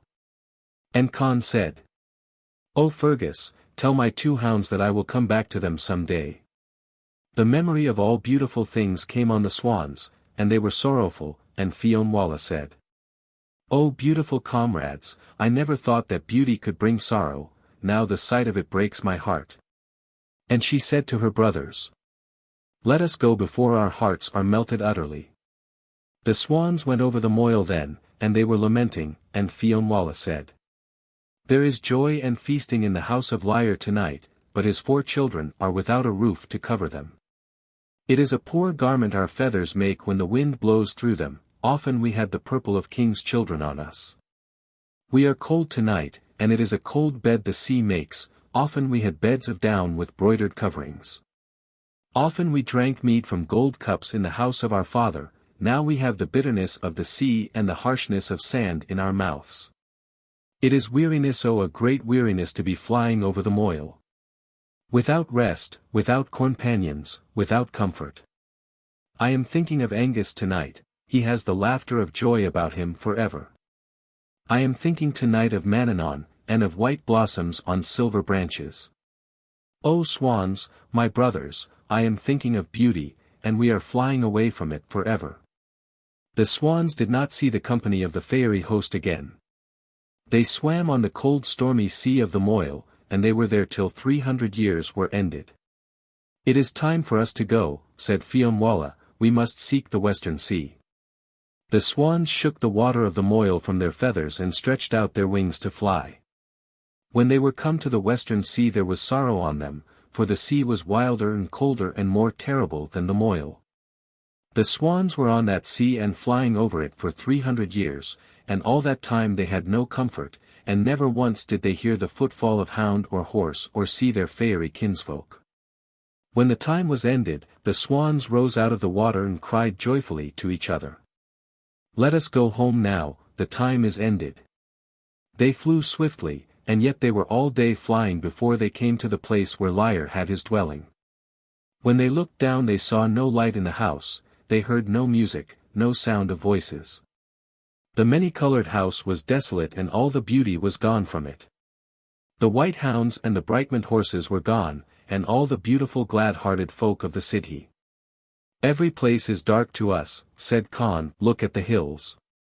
The swans looked at the hills they had known, and every hill and mountain they could see was dark and sorrowful, not one had a star heart of light, not one had a flame crown, not one had music pulsing through it like a great breath. O Aegon, and Conn, and Fiachra, said Fionnuala, beauty is gone from the earth, we have no home now. The swans hid themselves in the long dank grass, till morning. They did not speak to each other, they did not make a lamentation. They were silent with heaviness of grief. When they felt the light of morning they rose in the air and flew in wide circles seeking their kinsfolk. They saw the dwellings of strangers, and a strange people tending flocks and sowing corn on plains where the Tuatha de Danann had hunted white stags with horns of silver. The grief of all griefs has come upon us, said Fionnuala. It is no matter now whether we have the green earth under us or bitter sea waves, it is little to us now that we are in swans' bodies. Her brothers had no words to answer her. They were dumb with grief till Aegon said, let us fly far from the desolate house and the dead hills. Let us go where we can hear the thunder of the western sea. The swans spread their wings and flew westward till they came to a little reedy lake, and they alit there and sheltered themselves, for they had no heart to go farther. They took no notice of the days and often they did not know whether it was the moon or the sun that was in the sky, but they sang to each other, and that was all the comfort they had. One day, while Fionnuala was singing, a man of the stranger race drew near to listen. He had the aspect of one who had endured much hardship. His garments were poor and ragged. His hair was bleached by sun and rain. As he listened to the song a light came into his eyes and his whole face grew beautiful. When the song ended he bowed himself before the swans and said, White swans of the wilderness, ye have flown over many lands. Tell me, have ye seen aught of Tir nan Oge, where no one loses youth, or Tir Namo, where all that is beautiful lives forever, or Moimel, that is so honey-sweet with blossom? Have we seen Tir nan Oge? It is our own country. We are the children of Lir, the king of it. Where is that country? How may one reach it? Tell me. Akon. It is not anywhere on the ridge of the world. Our father's house is desolate. Ye are lying, to make sport for yourselves. Tir nan Oge cannot perish, rather would the whole world fall to ruin. Oh, would we had anything but the bitterness of truth on our tongues, said Aegon. Would we could see even one leaf from those trees with shining branches where the many-colored birds used to sing. Akon. Akon. For all the beauty that has perished with Tir nan Oge. The stranger cried out a loud sorrowful cry and threw himself on the ground. His fingers tore at the roots of the grass. His body writhed and trembled with grief. The children of Lir wondered at him, and Aegon said, "Put away this fierceness of grief and take consolation to yourself. We, with so much heavier sorrow, have not lamented after this fashion." The stranger raised himself, his eyes blazed like the eyes of a hunted animal when it turns on the hunters. "How could your sorrow be equal to mine? Ye have dwelt in Tir nan Oge. Ye have ridden horses whiter than the snow of one night and swifter than the storm wind, ye have gathered flowers in the plain of honey. But I have never seen it, never once. Look at me. I was born a king. I have become an outcast, the laughing stock of slaves. I am Ibric the wanderer, I have given all, for the hope of finding that country. It is gone now, it is not anywhere on the round of the world. Stay with us," said Fiacre, "and we will sing for you, and tell you stories of Tir nan Oge." "I cannot stay with you. I cannot listen to your songs. I must go on seeking while I live. When I am dead my dreams will not torment me. I shall have my fill of quietness then. Can you not believe us when we tell you that Tir nan Oge is gone like the white mists of morning? It is nowhere. It is in my heart, and in my mind, and in my soul. It burns like fire. It drives me like a tireless wind. I am going. Farewell." "Stay," cried Aegon, "we will go with you. There is nothing anywhere for us now but brown earth and drifting clouds and wan waters. Why should we not go from place to place as the wind goes, and see each day new fields of reeds, new forest trees, new mountains? Oh, we shall never see the Starheart in any mountain again." "The mountains are dead," said Con. "The mountains are not dead," said Ibric. "They are dark and silent, but they are not dead. I know.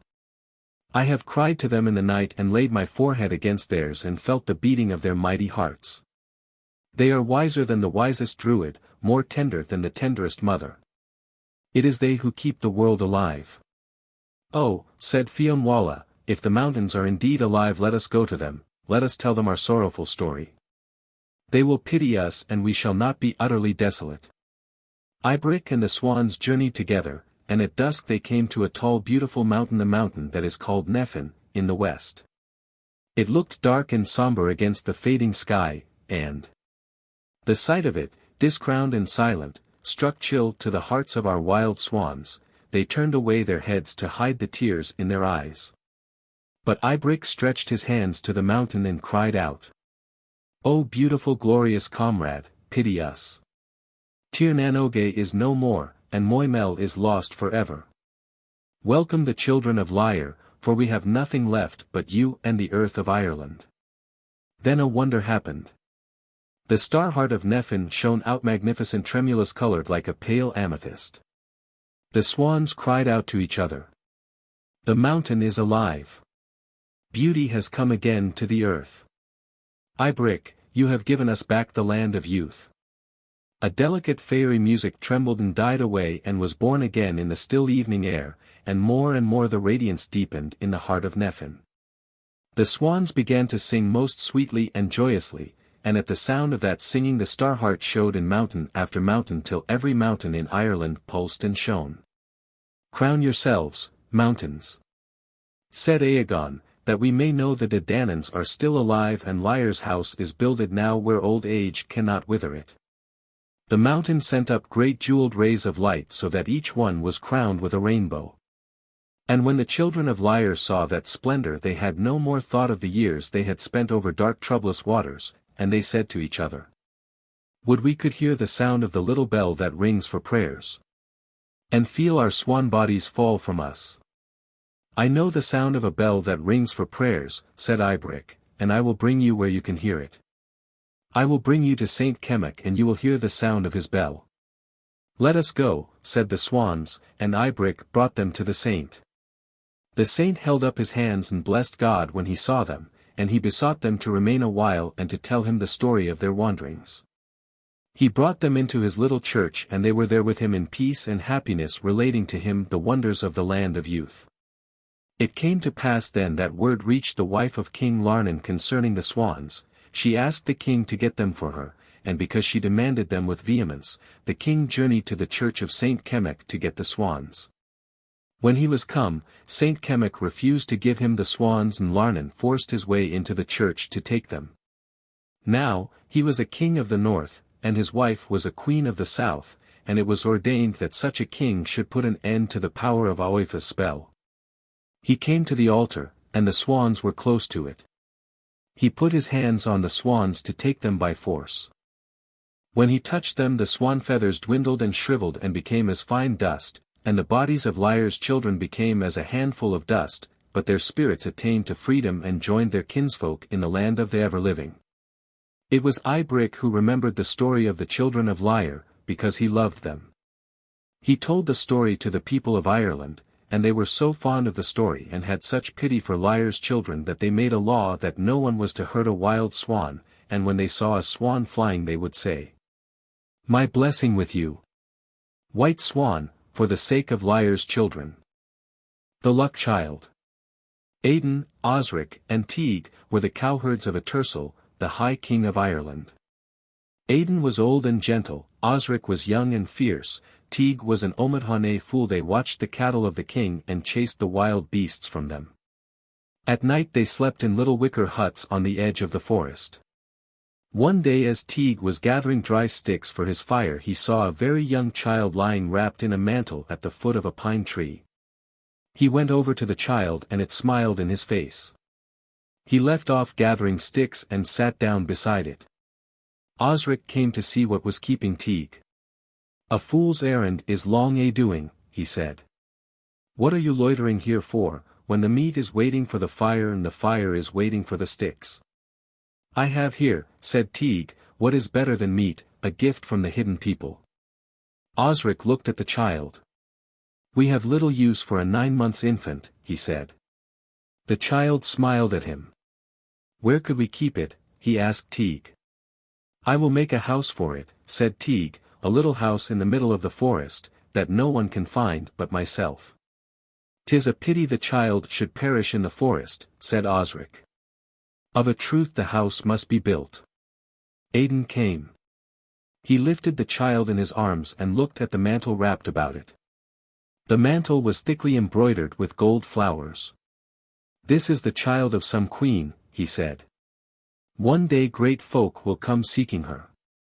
"I will not let the great folk take her away," said Teague. "She is my luck child. She is Osric's luck child too, and we are going to make a house for her, and she will bring us good luck every day of our lives." "She is my luck child too," said Aidan. "We three will make a secret house in the forest, and there we will keep her from prying eyes." They sought out a place, a hidden green spot in the forest. They made a house, and there they nurtured the child in secret. Year by year she throve and grew with them. Teague brought her berries and taught her to play on a little reed flute. When she made music on it the wild creatures of the woods came about her. She played with the spotted fawns, and the king of the wolves crouched before her and licked her hands. Osric made a bow for her, and taught her how to shoot with arrows, but she had no wish to kill any beast, for all the forest creatures were her friends. Aidan told her stories. He told her how the sun changed into a white hound at night, and Luff the long-handed put a silver chain on it and led it away to his secret palace, and it crouched at his feet till the morning, when he loosed it and let it run through the sky again. He told her how Bridget counted the stars so that no littlest one got lost, and how she hurried them away in the morning before Luffa's great hound came out to frighten them. He said that Bridget came in the very early mornings to gather herbs of healing, for it was she who gave the secret of healing to wise physicians, and it was she gave power and virtue to every herb that grows. He said that once the High King's poet had seen Bridget and had made a song about her and called her the pure perpetual ashless fire of the gale. The Luck Child loved to hear Aidan's stories. She loved them even when she had grown quite tall and wise and was no longer a child. Teague was sorry that she grew up so quickly. He sat down one day and began to lament and cry a cone. About it. Why are you lamenting and crying a cone? Said Osric. Because my luck child has grown up and the hidden people will see that she is no longer a child. They will take her and make her a queen amongst them, and she will never come back to us. Acone. Acone. If the chiefs and warriors of King Etersel do not see her, said Osric, she is safe enough, and if they do come to take her I will not let her go without a fight. Aidan heard them talking. Do not speak of trouble or sorrow when you speak of the luck child, he said. One day she will come to her own, and then she will give each of us his heart's wish. I will wish for a robe all embroidered with gold, said Teague. What will you wish for, Osric? For a shield and spear and the right to go into battle with warriors. What will you wish for, Aidan? I will wish, O Teague, to sit in the one dun with the luck child, and hear the poets praising her. I will go and tell the luck child our wishes, said Teague, so that she may know when she comes to her own. He ran to the little hut in the forest, and the luck child came out to meet him. She laughed to hear of the wishes, and said she would have a wish herself in the day of good fortune, and it would be to have Teague, Osric, and Aidan, always with her. She took a little reed flute and began to play on it. Listen now, she said to Teague, and I will play you music I heard last night when the wind swept down from the hills. Teague sat under a pine tree and listened. A great white hound came through the wood, and when it saw Teague it stood and bayed. The hound had a gold collar set with 3 crystal stones. Oh my luck child, said Teague, a king will come after this hound. Go quickly where he can get no sight of you. She had the will to go, but the hound bayed about her feet and would not let her move. A clear voice called the hound, and through the trees came the High King of Ireland. There was no one with him but his foster brother. The king had the swiftness and slenderness of youth on him. 'Tis he that was called the candle of beauty in terra of the kings, and nowhere on the yellow-crested ridge of the world could his equal be found for hardiness and high-heartedness and honey-sweet wisdom of speech. His foster brother had a thick twist of red gold in his hair, and he was the son of a proud northern king. The luck child seemed to both of them a great wonder. What maiden is this, said the king, and stood looking at her. She is my luck child, O king, said Teague. She is no child of thine, said the king's foster brother. She is a child of the hidden people, said Teague, and she has brought me luck every day since I found her. Tell me, said the king, how you found her.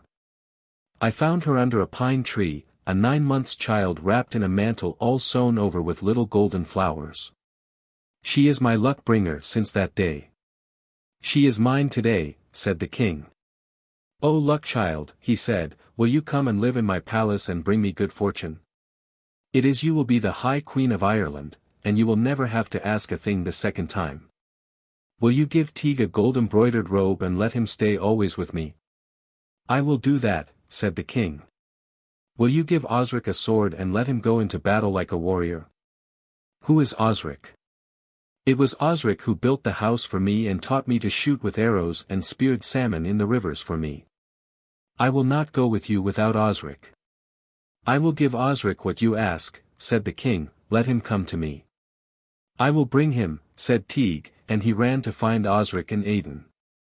O foster brother, said the king, it is well we lost our way in the woods, for now I have found the queen the Druids promised me. Good luck, said they, will come to King Etersel when he weds a queen of unknown lineage. It is this maiden who will bring me luck.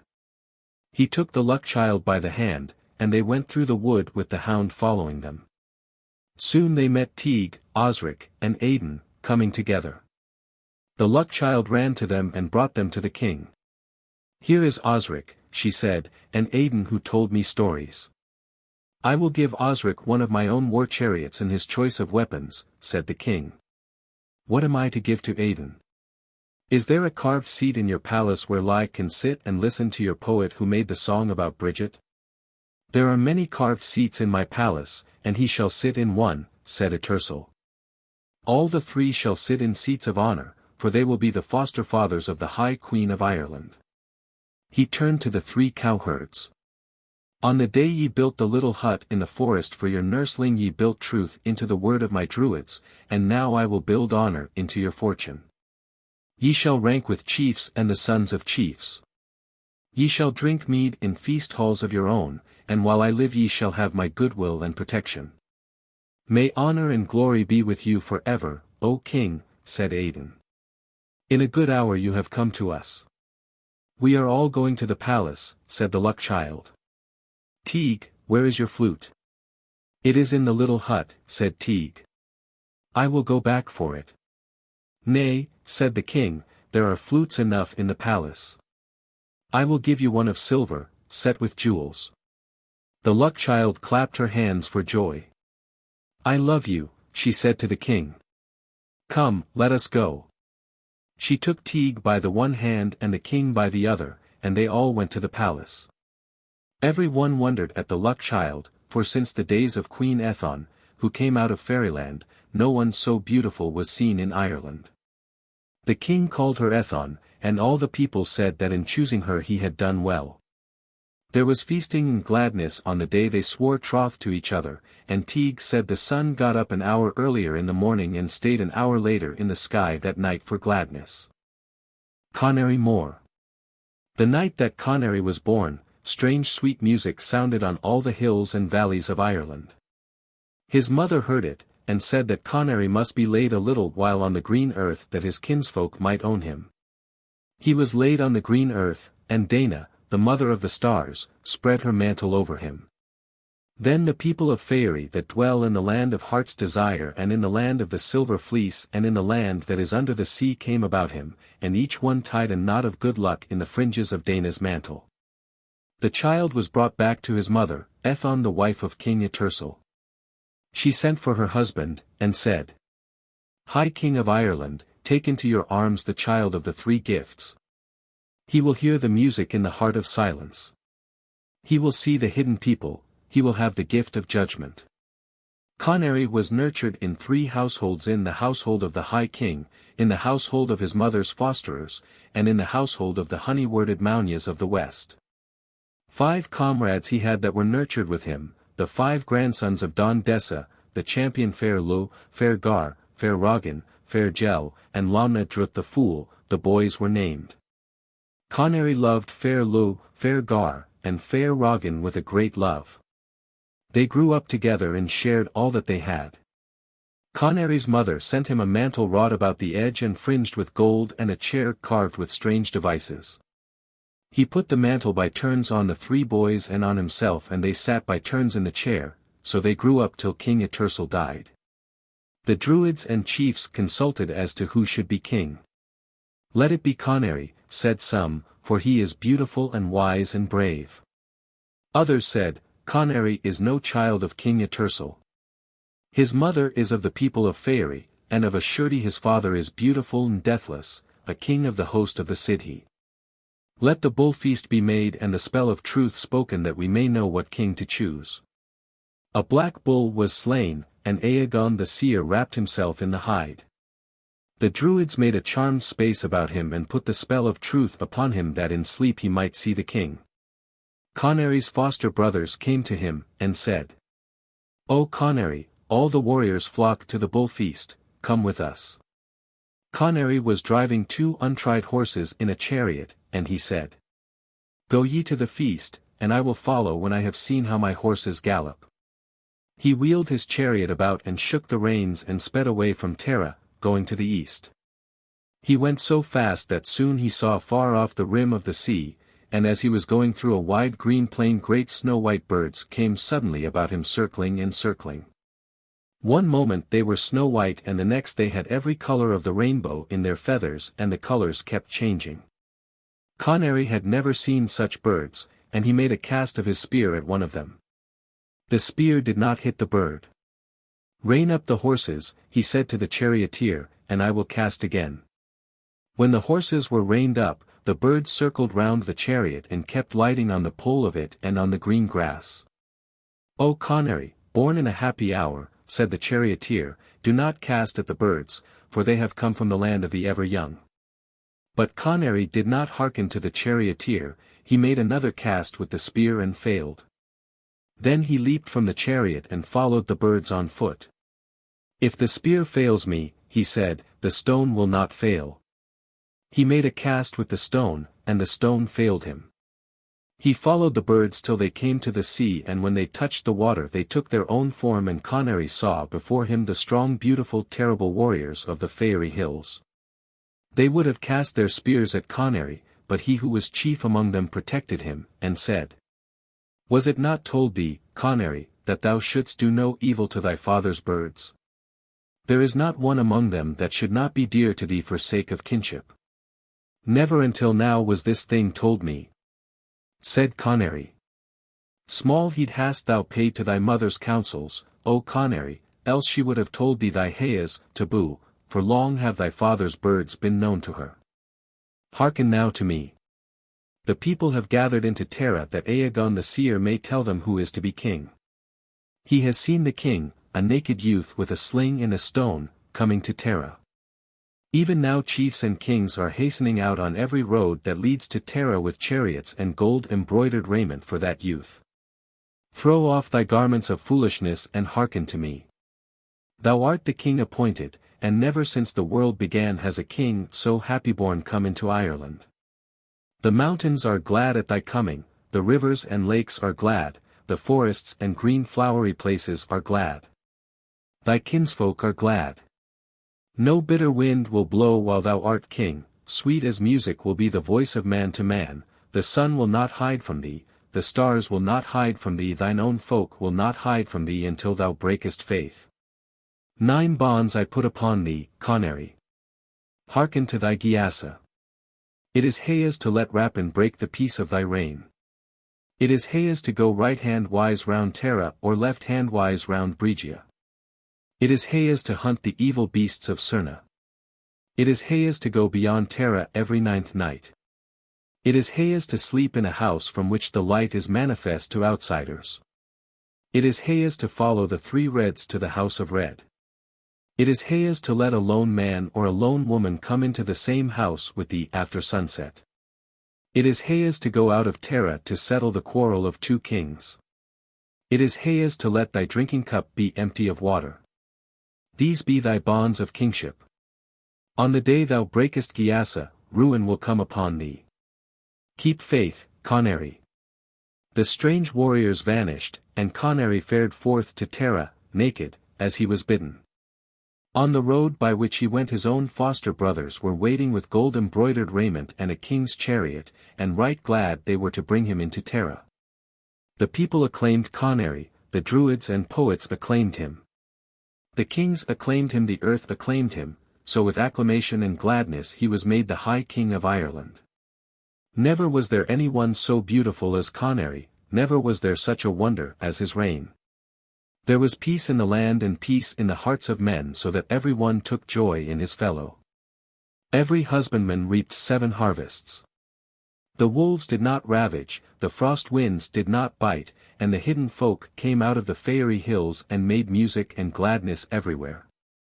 Beauty and strength increased with Conary year by year, and he might have reigned till Liar's horses go ploughing if his foster brothers had not drawn destruction on him. They were proud and fierce like eagles, and like eagles they longed to take a prey. The good peace that made the reign of Conary wonderful was no joy to them. In secret they took their weapons and lifted a prey and a spoil, and those from whom they lifted it came to ask for justice of King Conary. But he loved his foster brothers overmuch, with a foolish fondness, and he could not make his face hard against them. He said to those who came for justice, "Count up your losses and I will give you 7 times as much. Take it and go hence contented." Then the foster brothers became like young eagles that have tasted blood.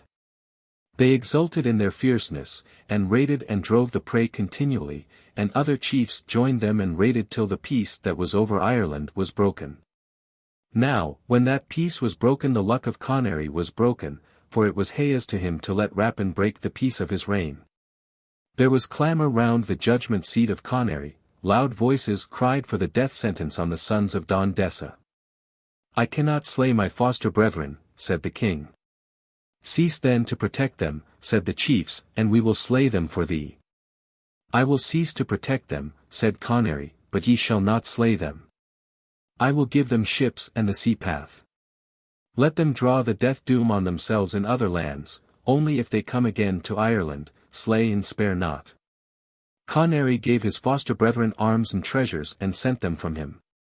He took farewell of them with tears, and to fair Rogan, whom he loved best, he said. O fair Rogan, I never thought to send thee from me. Though thou hast brought me shame, thou wert always my heart's choice and the topmost apple of the tree to me. Thou goest lightly from me now, and there is little sorrow on thee at going. Fair Rogan said. I will have sorrow enough for thee, Conary Mor, bitter sorrow and tears of blood. He hardened his face then and went out from the king and got to his ship. All the 5 got to their ships with their followers. There was no wind, but the rowers rowed till the sea was foaming round the ships. So Conary's foster brothers left Ireland. On the high seas they met the battleships of Inisfail the One-Eyed, a reaver from Britain. Fierce and cruel was the man and terrible in aspect. One eye he had in the middle of his forehead, large as an ox-hide, black as a chafer, and with 3 pupils in it. He was a king's son that was cast out of his own country because of his misdeeds, and he had 300 men in his battleships. He made a compact with the 5 to go raiding in company with them. Let us cast lots, said he, for the country we shall go to first. I will not draw back, though it be the country of my father, nor shall ye draw back, though it be the country of your brother. They cast lots, and the lot fell on Britain. They went to that country and drew their ships up on the first good land they sighted, and there they made a slaughter and destruction, and they burned the dun of the king of that place. In the dun were Ingsel's father and mother and brothers. They perished. No destruction will seem grievous to me after this one, said Inisfail. The spoil they brought out of that country was rich, and it was divided among them. Then Inisfail said, Raid for raid, let the ships go to Ireland. To Ireland then they turned their ships. Now, when Conary had banished his foster brothers and those other disturbers, there was quietness, and every one was glad but Conary. His heart wasted for fair Lugh, fair Gar, and fair Rogan, and he took no delight in his royal house at Tara. Word came to him that 2 kings in the south were at variance, and he journeyed down to make peace between them. Now, it was hayes to Conary to settle such a quarrel. He made peace between the kings, and he stayed with them till 10 nights had gone by. This also was hayes to Conary. Then, because he had broken Giasa and loosed the bonds of his kingship, his fairy kinsfolk loosed their bonds of protection from him, and their anger showed itself in flames of wizardry that spread over the hills and covered the plains of Tara. And in a desolation that blackened the sky. Conary saw the flames as he journeyed back to Tara. What is this? He said to his warriors. It is not hard to tell, said they, the king's law has broken down and evil men have made the land a desolation. Lo! Tara is burning. But Tara was not burning, and what they saw were fires of enchantment and wizardry that consumed nothing but the luck of Conary Mor. Let us turn aside, said the king, and seek shelter, since our men are not armed for a battle. Then they wheeled hastily and drove right-hand-wise round Tara and left-hand-wise round Breggia. This also was hayes to Conary. As they went, 3 of Conary's white hounds broke their chains of silver and dashed into a thicket where they started a beast. It leaped on the roadway before the chariot of the king, a strange black beast with fiery wrathful eyes. It spat fire at Conary and vanished. Alas, said the king, it is one of the beasts of Cerna, and by the 9 bonds of my kingship I bound myself not to hunt them. Evil is my fortune this night. They fared heavily along the road of Qualu. Whither shall we go tonight, said the king, and what house will shelter us? Would that I could tell thee, said Mac Sect, the champion. Often have kings contended for thee, thou hast never sought a shelter till tonight. Once I was counted wise, said Conary, and asked advice from no man. I will go to the Bruiden de Durga. Well, I know the great court of de Durga, said Mac Sect. 9 doors it has, always open to dispense hospitality, and if the king of a district with all his people were to come to it, the Durga would have guest rooms and to spare for them. Well hast thou chosen, Conary. I will go before and strike the spark that kindles fire for thee. Mac Sect strode forward on the road of Qualu. Huge was Lie, mountainous and terrible of aspect, into the boss of his shield an ox would fit, and faster than a horse could gallop he strode along the road of Qualu with mighty earth-shaking feet.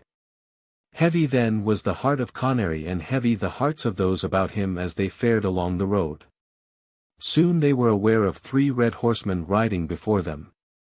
Red were the horses, red the men that rode them, red their cloaks and armor, all red together. Alas, said Conary, if these 3 do not cease to ride before me it needs be I am faring to my death. Who will tell them to quit the roadway? Scarce had Conary spoken the word when his young son, Inisfail, rode forward. 7 years were the years of his age and he was the desire of every eye that looked on him. He was the candle of beauty at every feast. He was the little silver branch with white blossoms. I will go, my father, Inisfail said, and he shook the golden bells on his bridle reins so that they all rang together. Nay, said Conary, thou art overyoung to go. But the chief druid who rode in the chariot with Conary, said, let be. If any one can win obedience from these riders it is Inisfail, for never in his life has anything been refused to him, and he is the dearest and best loved prince in the world. Conary's son rode after the horsemen. He came within a spear cast of them. He could not gain on them, for swift as he was they were swifter. Conary, the High King of Ireland, commands you to leave the road, he cried to them. The riders did not swerve aside or slacken speed, but as they rode one turned his head and cried. Lo, my son! We are the bearers of Lugh. We may not stay till we reach the place appointed.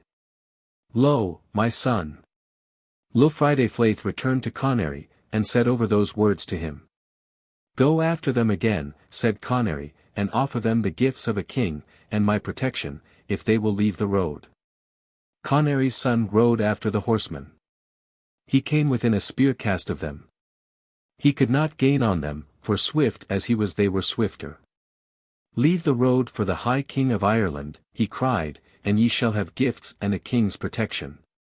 The riders did not swerve aside or slacken speed, but as they rode one turned his head and cried. Lo, my son! We are the bearers of Lugh. Through ancient enchantment 9 shall perish. Lo, my son! Inisfail returned to Conary, and said over those words to him. Go after them again, said Conary, offer them double gifts, and my goodwill and protection. Conary's son rode after the horsemen. He came within a spear cast of them. He could not gain on them, for swift as he was they were swifter. Leave the road for the High King of Ireland, he cried, and ye shall have gift upon gift and a king's goodwill and protection. The riders did not swerve aside or slacken speed, but as they rode one turned his head and cried. Lo, my son! We are the bearers of Lugh. We are alive and dead. The steeds we ride are from the fairy hills. They are aweary. Where we go the ravens follow. There will be shields tonight with broken bosses at sundown. Lo, my son! Inisfail returned to Conary, and said over those words to him. Alas! Said Conary, of a truth you have spoken with the banished folk, the outcasts from the fairy hills. 3 times they must destroy a king and be themselves destroyed. They fared behind the horsemen on the road. Then from a wood came forth a fearsome thing, a misshapen man with 1 leg and 1 arm and 1 eye, he had a black pig squealing and twisting on his back, and a hag with a twisted mouth following him. 1 eye had the hag and 1 leg and 1 arm. Welcome to Conary, said the swine carrier, long has thy coming been known to us. Who art thou, said the king, and what woman is with thee? I am fair Cale, the man of the woods. The woman is Sicule. We bring a black swine for thy feasting lest thou be hungry tonight, for thou art the noblest king that ever came into the world. Some night of my life, fair Cale, I will taste thy swine, tonight I go to other feasting. Tonight, O Conary, thou wilt taste my swine, and 'tis my feast will be ready in the house to which thou journeyest. Foot for foot he kept pace with the king's horses, his ugly wife behind him with her mouth awry and his black pig squealing and twisting on his back. In this guise they journeyed till they came to the Bruadan de Durga, and it happened that as Conary was journeying thither along the road of Qualu, his 5 foster brothers with Ingsel the One-Eyed were heading towards Ben Eder with their ships. Ingsel sent 2 men of Erin to stand on the ridge of Ben Eder to spy out a prey, and they saw the train of Conary as it fared along the road of Qualu with the redness of sunset on the spear blades and chariot wheels. A good prey, said the reivers, and they went back to tell Ingsel that they had seen the chariots and horsemen of Conary, the High King of Ireland. Whither do they go? Said Ingsel. There is but one house great enough to receive them, and that is the Bruadan de Durga, said they. Not far off is the house. I will take it, said Ingeal, for my share of good luck. As he spoke there was a loud sharp sound that made the earth tremble, the ships were hurled backward on the sea, and fire leaped up, red and ruddy, in the Bruadan. What is that? Asked Ingsel, of fair Roggan. It is the champion, Mac Sect, striking a fire of welcome for Conary. Ill-omened is the fire he kindles tonight. Terrible is Mac Sect, terrible is the king and the folk who befriend him. Let us turn our ships and our hands from Conary and take a prey in the north. Never, said Ingsel, have I turned back from a raid. I saw flames lick the blood of my father, I stepped across the body of my mother, and though Mac Sect should shake the world serpent from its hold on the earth I would not go back. He cried to the reivers. Let the battleships row into the land. Thrice 50 ships rowed in and were drawn upon the beach. The reivers landed. Now, when their keels grated on the Irish land the weapons in the Bruadan de Durga fell to the floor with a scream, and Conary, who had reached the green in front of the court, paused and listened. What sound do you hear? Said those about him, beyond the sound of weapons falling. I hear, said he, a sound like the keels of my brethren grating on land. Would that indeed tonight they grated on the Irish land, and I might see fair Roggan and the others again. He passed through the carved door of Redu into the court, and de Durga welcomed him, and mead cups were filled and a feast prepared. The Bruadan had 9 doors and at every door there were 17 of Conary's chariots. The great road of Qualu ran through the Bruadan and the river Dodder ran through it. The doors were open, and Mac Sect's fire shone out like the red heart of a mountain when the fairy people are feasting within it. From the darkness outside came in a lone woman.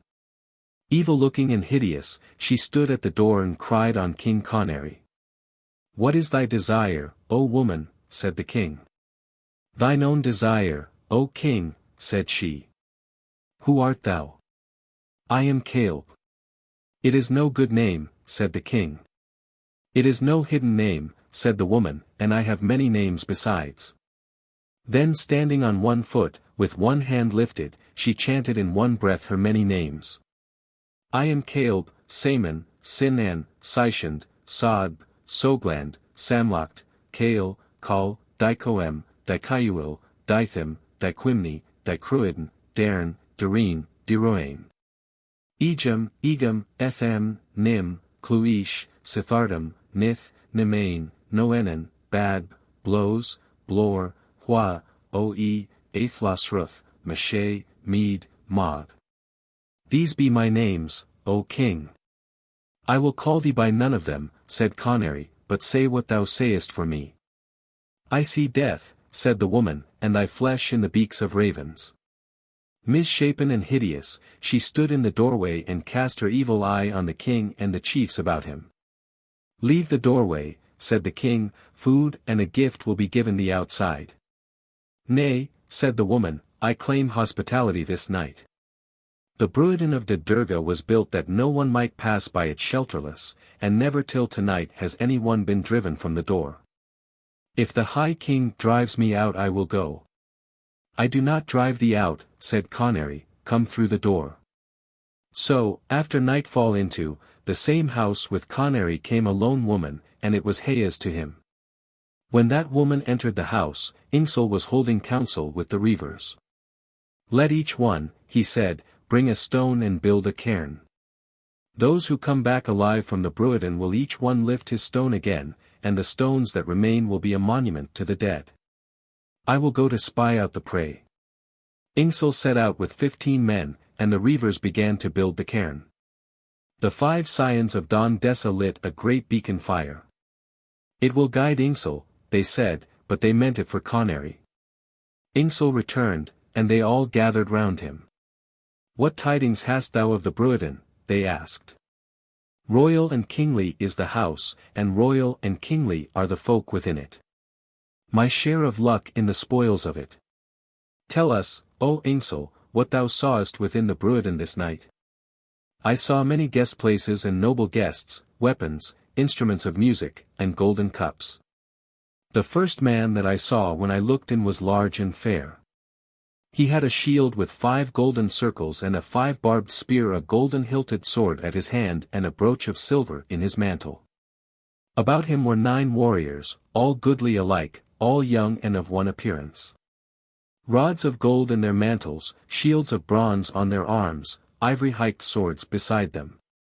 "Who are these, fair Rogan?" "Well I know them," said fair Rogan.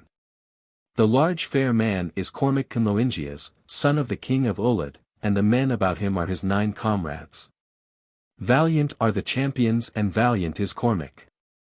They will slay many of the reavers tonight." "Woe is me," said Lomna the fool, "that evil should come to the Bruadan tonight. Well might the place be spared for sake of Cormac." "Thy voice is broken, O Lomna," said Inisfail, "thou art no warrior. Hide thy head. No man shall say of me that I went back from a raid, but let the scions of Don Dessa go back if they have a mind to it." "We have sworn an oath to thee," said fair Rogan, "and while life remains to us we will abide by it." "Tell us," said fair Gar, "whom thou sawest." "After that I saw a wondrous champion with a tree of red gold hair on him. It was curly as a ram's fleece and covered him like a mantle, and though a sackful of red nuts were spilled on his crown not one would fall to the ground but each would stick on the curls and twists and swordlets of that hair. He had a purple tufted cloak on him, and his red shield had plates of gold with rivets of white bronze between the plates. His eyes were of 2 colors, one black, the other blue." "Who is that man, fair Rogan?" "It is Conall Carnac, well beloved of Conary. That man is a hero among heroes. His shield has shown its gold in many a fight, and his 3-ridged spear has brought down many a strong high-headed warrior. He, single-handed, can hold against you 7 doors of the Bruadan, and if he chance to come outside he will go through you like a hawk through sparrows or a wolf through sheep. And multitudinous as the stars in heaven will be the fragments of your cloven heads and shattered bones." "Woe is me," said Lomna the fool, "that evil should come to Conall Carnac. If heed were given to me the destruction would not be wrought tonight." "Clouds of weakness to thee," said Inisfail, "thou art no warrior, Lomna." "Easy is it for thee to speak loud-mouthed," said Lomna, "thou wilt ruin a country not thine own and carry off the head of a king that is a stranger. But woe is me, my head will be the first one lopped this night. It will be tossed among once kindly spears. Woe is me for Conary." "Next," said Inisfail, "I saw 3 champions together, all of them large and fierce of aspect. One had a black shield with ornaments of gold and a cloak flecked with red.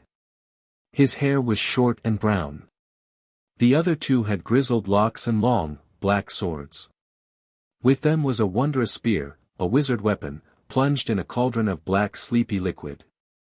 One of the warriors lifted it out, and as he held it by the haft the spear writhed and twisted in his grasp like a living thing and flames ran along the blade so that he was forced to plunge it again in the black liquid." "What strange weapon was that, fair Rogan?" "That is the spear brought over the rim of the world for Lugh the Long-Handed. He is the only one who can wield it, and he smote the hosts of the Fomer with it and slew Balor of the Evil Eye. Dubthach the Chaffer of Lugh has the spear. The brown man was Muinramar, son of Sergeant, the other Sincha, son of Ailiel. What sawest thou next?" I saw 3 fierce misshapen ones beside the wall. Big-mouthed and horrible, with grinning teeth. Those are the chiefs of the Fomor from the land of darkness.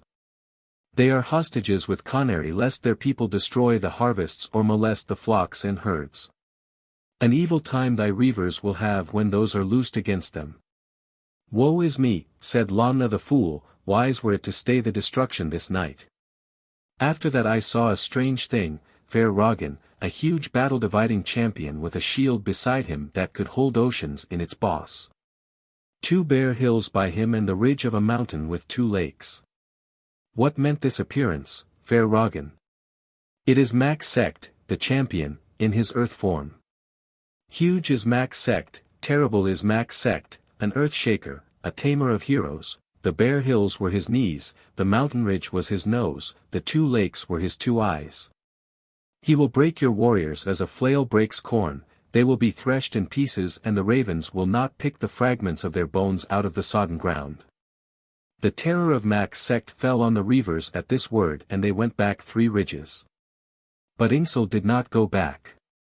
Tell me, he said to fair Rogan, who were the 9 beautiful folk with hair outflowing in cloaks about them like silver mist. A ring of gold on each man's thumb, 9 rings of crystal on their arms. Gold in their ears, torques of silver round their necks, silver rods in their hands, and above them on the wall 9 bags with golden ornaments. Those are Conary's harpers, thou hast never heard aught like their harping. Woe is me, said Lugh the fool, that they should be scattered tonight. Praise and songs of honor would the man have who would stay the destruction tonight. I will not go back, said Inisfail. Easy for thee to speak loud-mouthed, said Lugh, thou wilt bring ruin to a country not thine own and carry off the head of a king that is a stranger. Woe is me, my head will be the first one lopped. Mayhap, 'tis mine will be the first, said Inisfail. Nay, said Lugh the fool, thou wilt come safely out of the destruction, thou and thy brothers, Echel and the yearling of the reavers I foresee it but I shall be the first to fall. Woe is me. Whom saw you next O Inisfail, said fair Rogan. I saw 3 youths, beautiful as the harpers, with hair outflowing in mantles of silver mist. In front of each a cup of crystal filled with water, on the water a floating branch of cress. Those were 3 of Conary's 9 cupbearers who go about with him continually. All the 9 are from the fairy hills. I saw after that, fair Rogan, 3 strange beings. Red they were as the heart of a flame spectral, awesome and they sat in a guest place like folk of honor. Those are the banished ones, the bearers of Dula, evil-omened.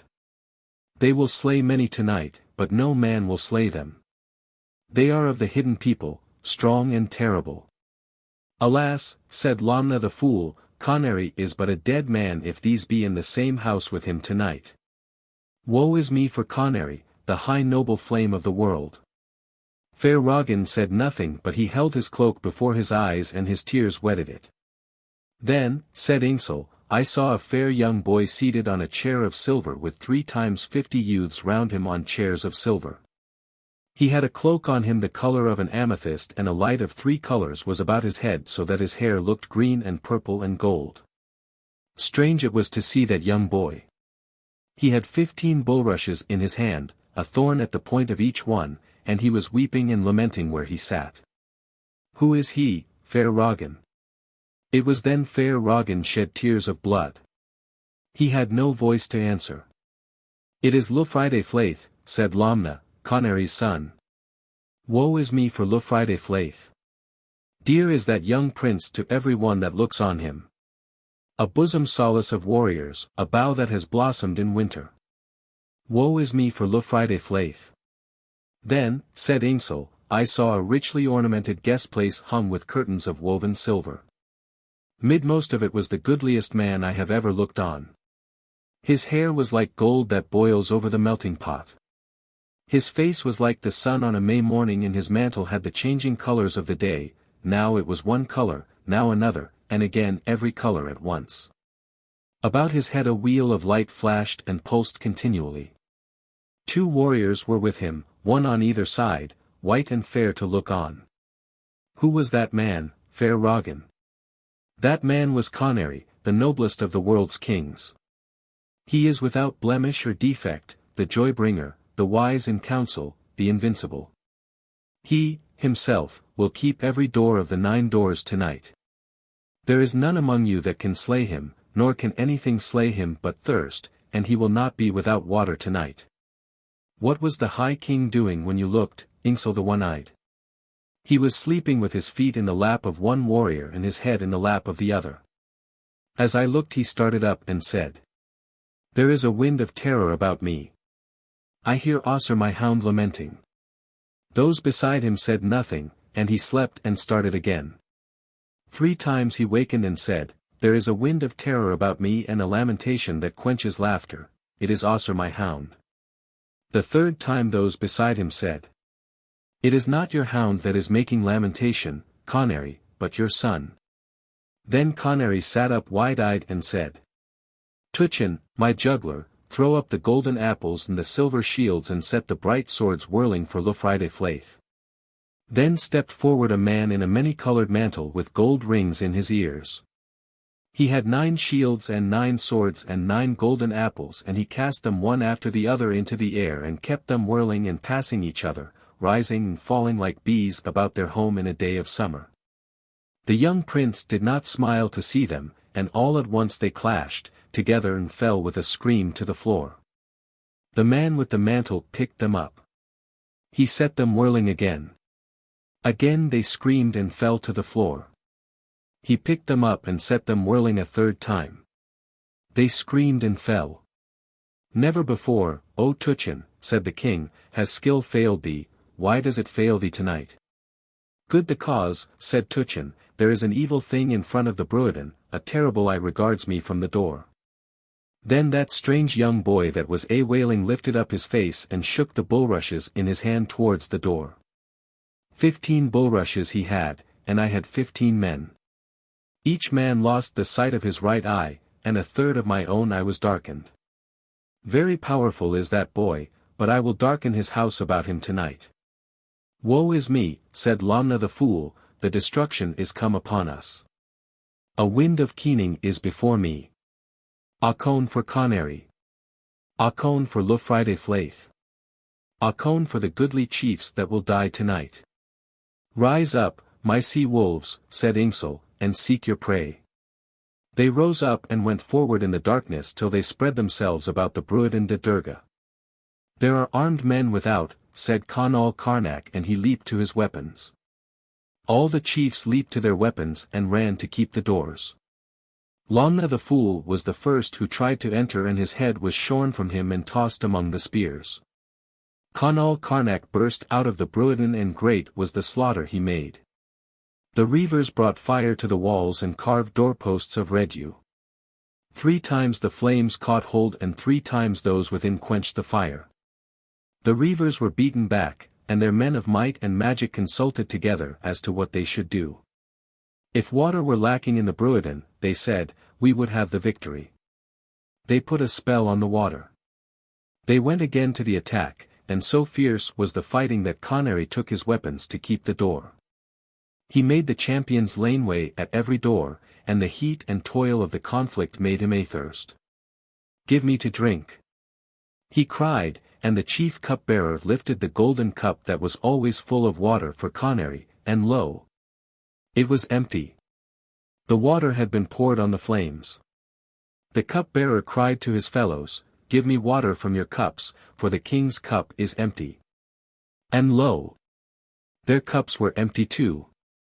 They sought for water in the stream that went through the Bruiden, the daughter it was named, and the daughter was dried up at its fountainhead.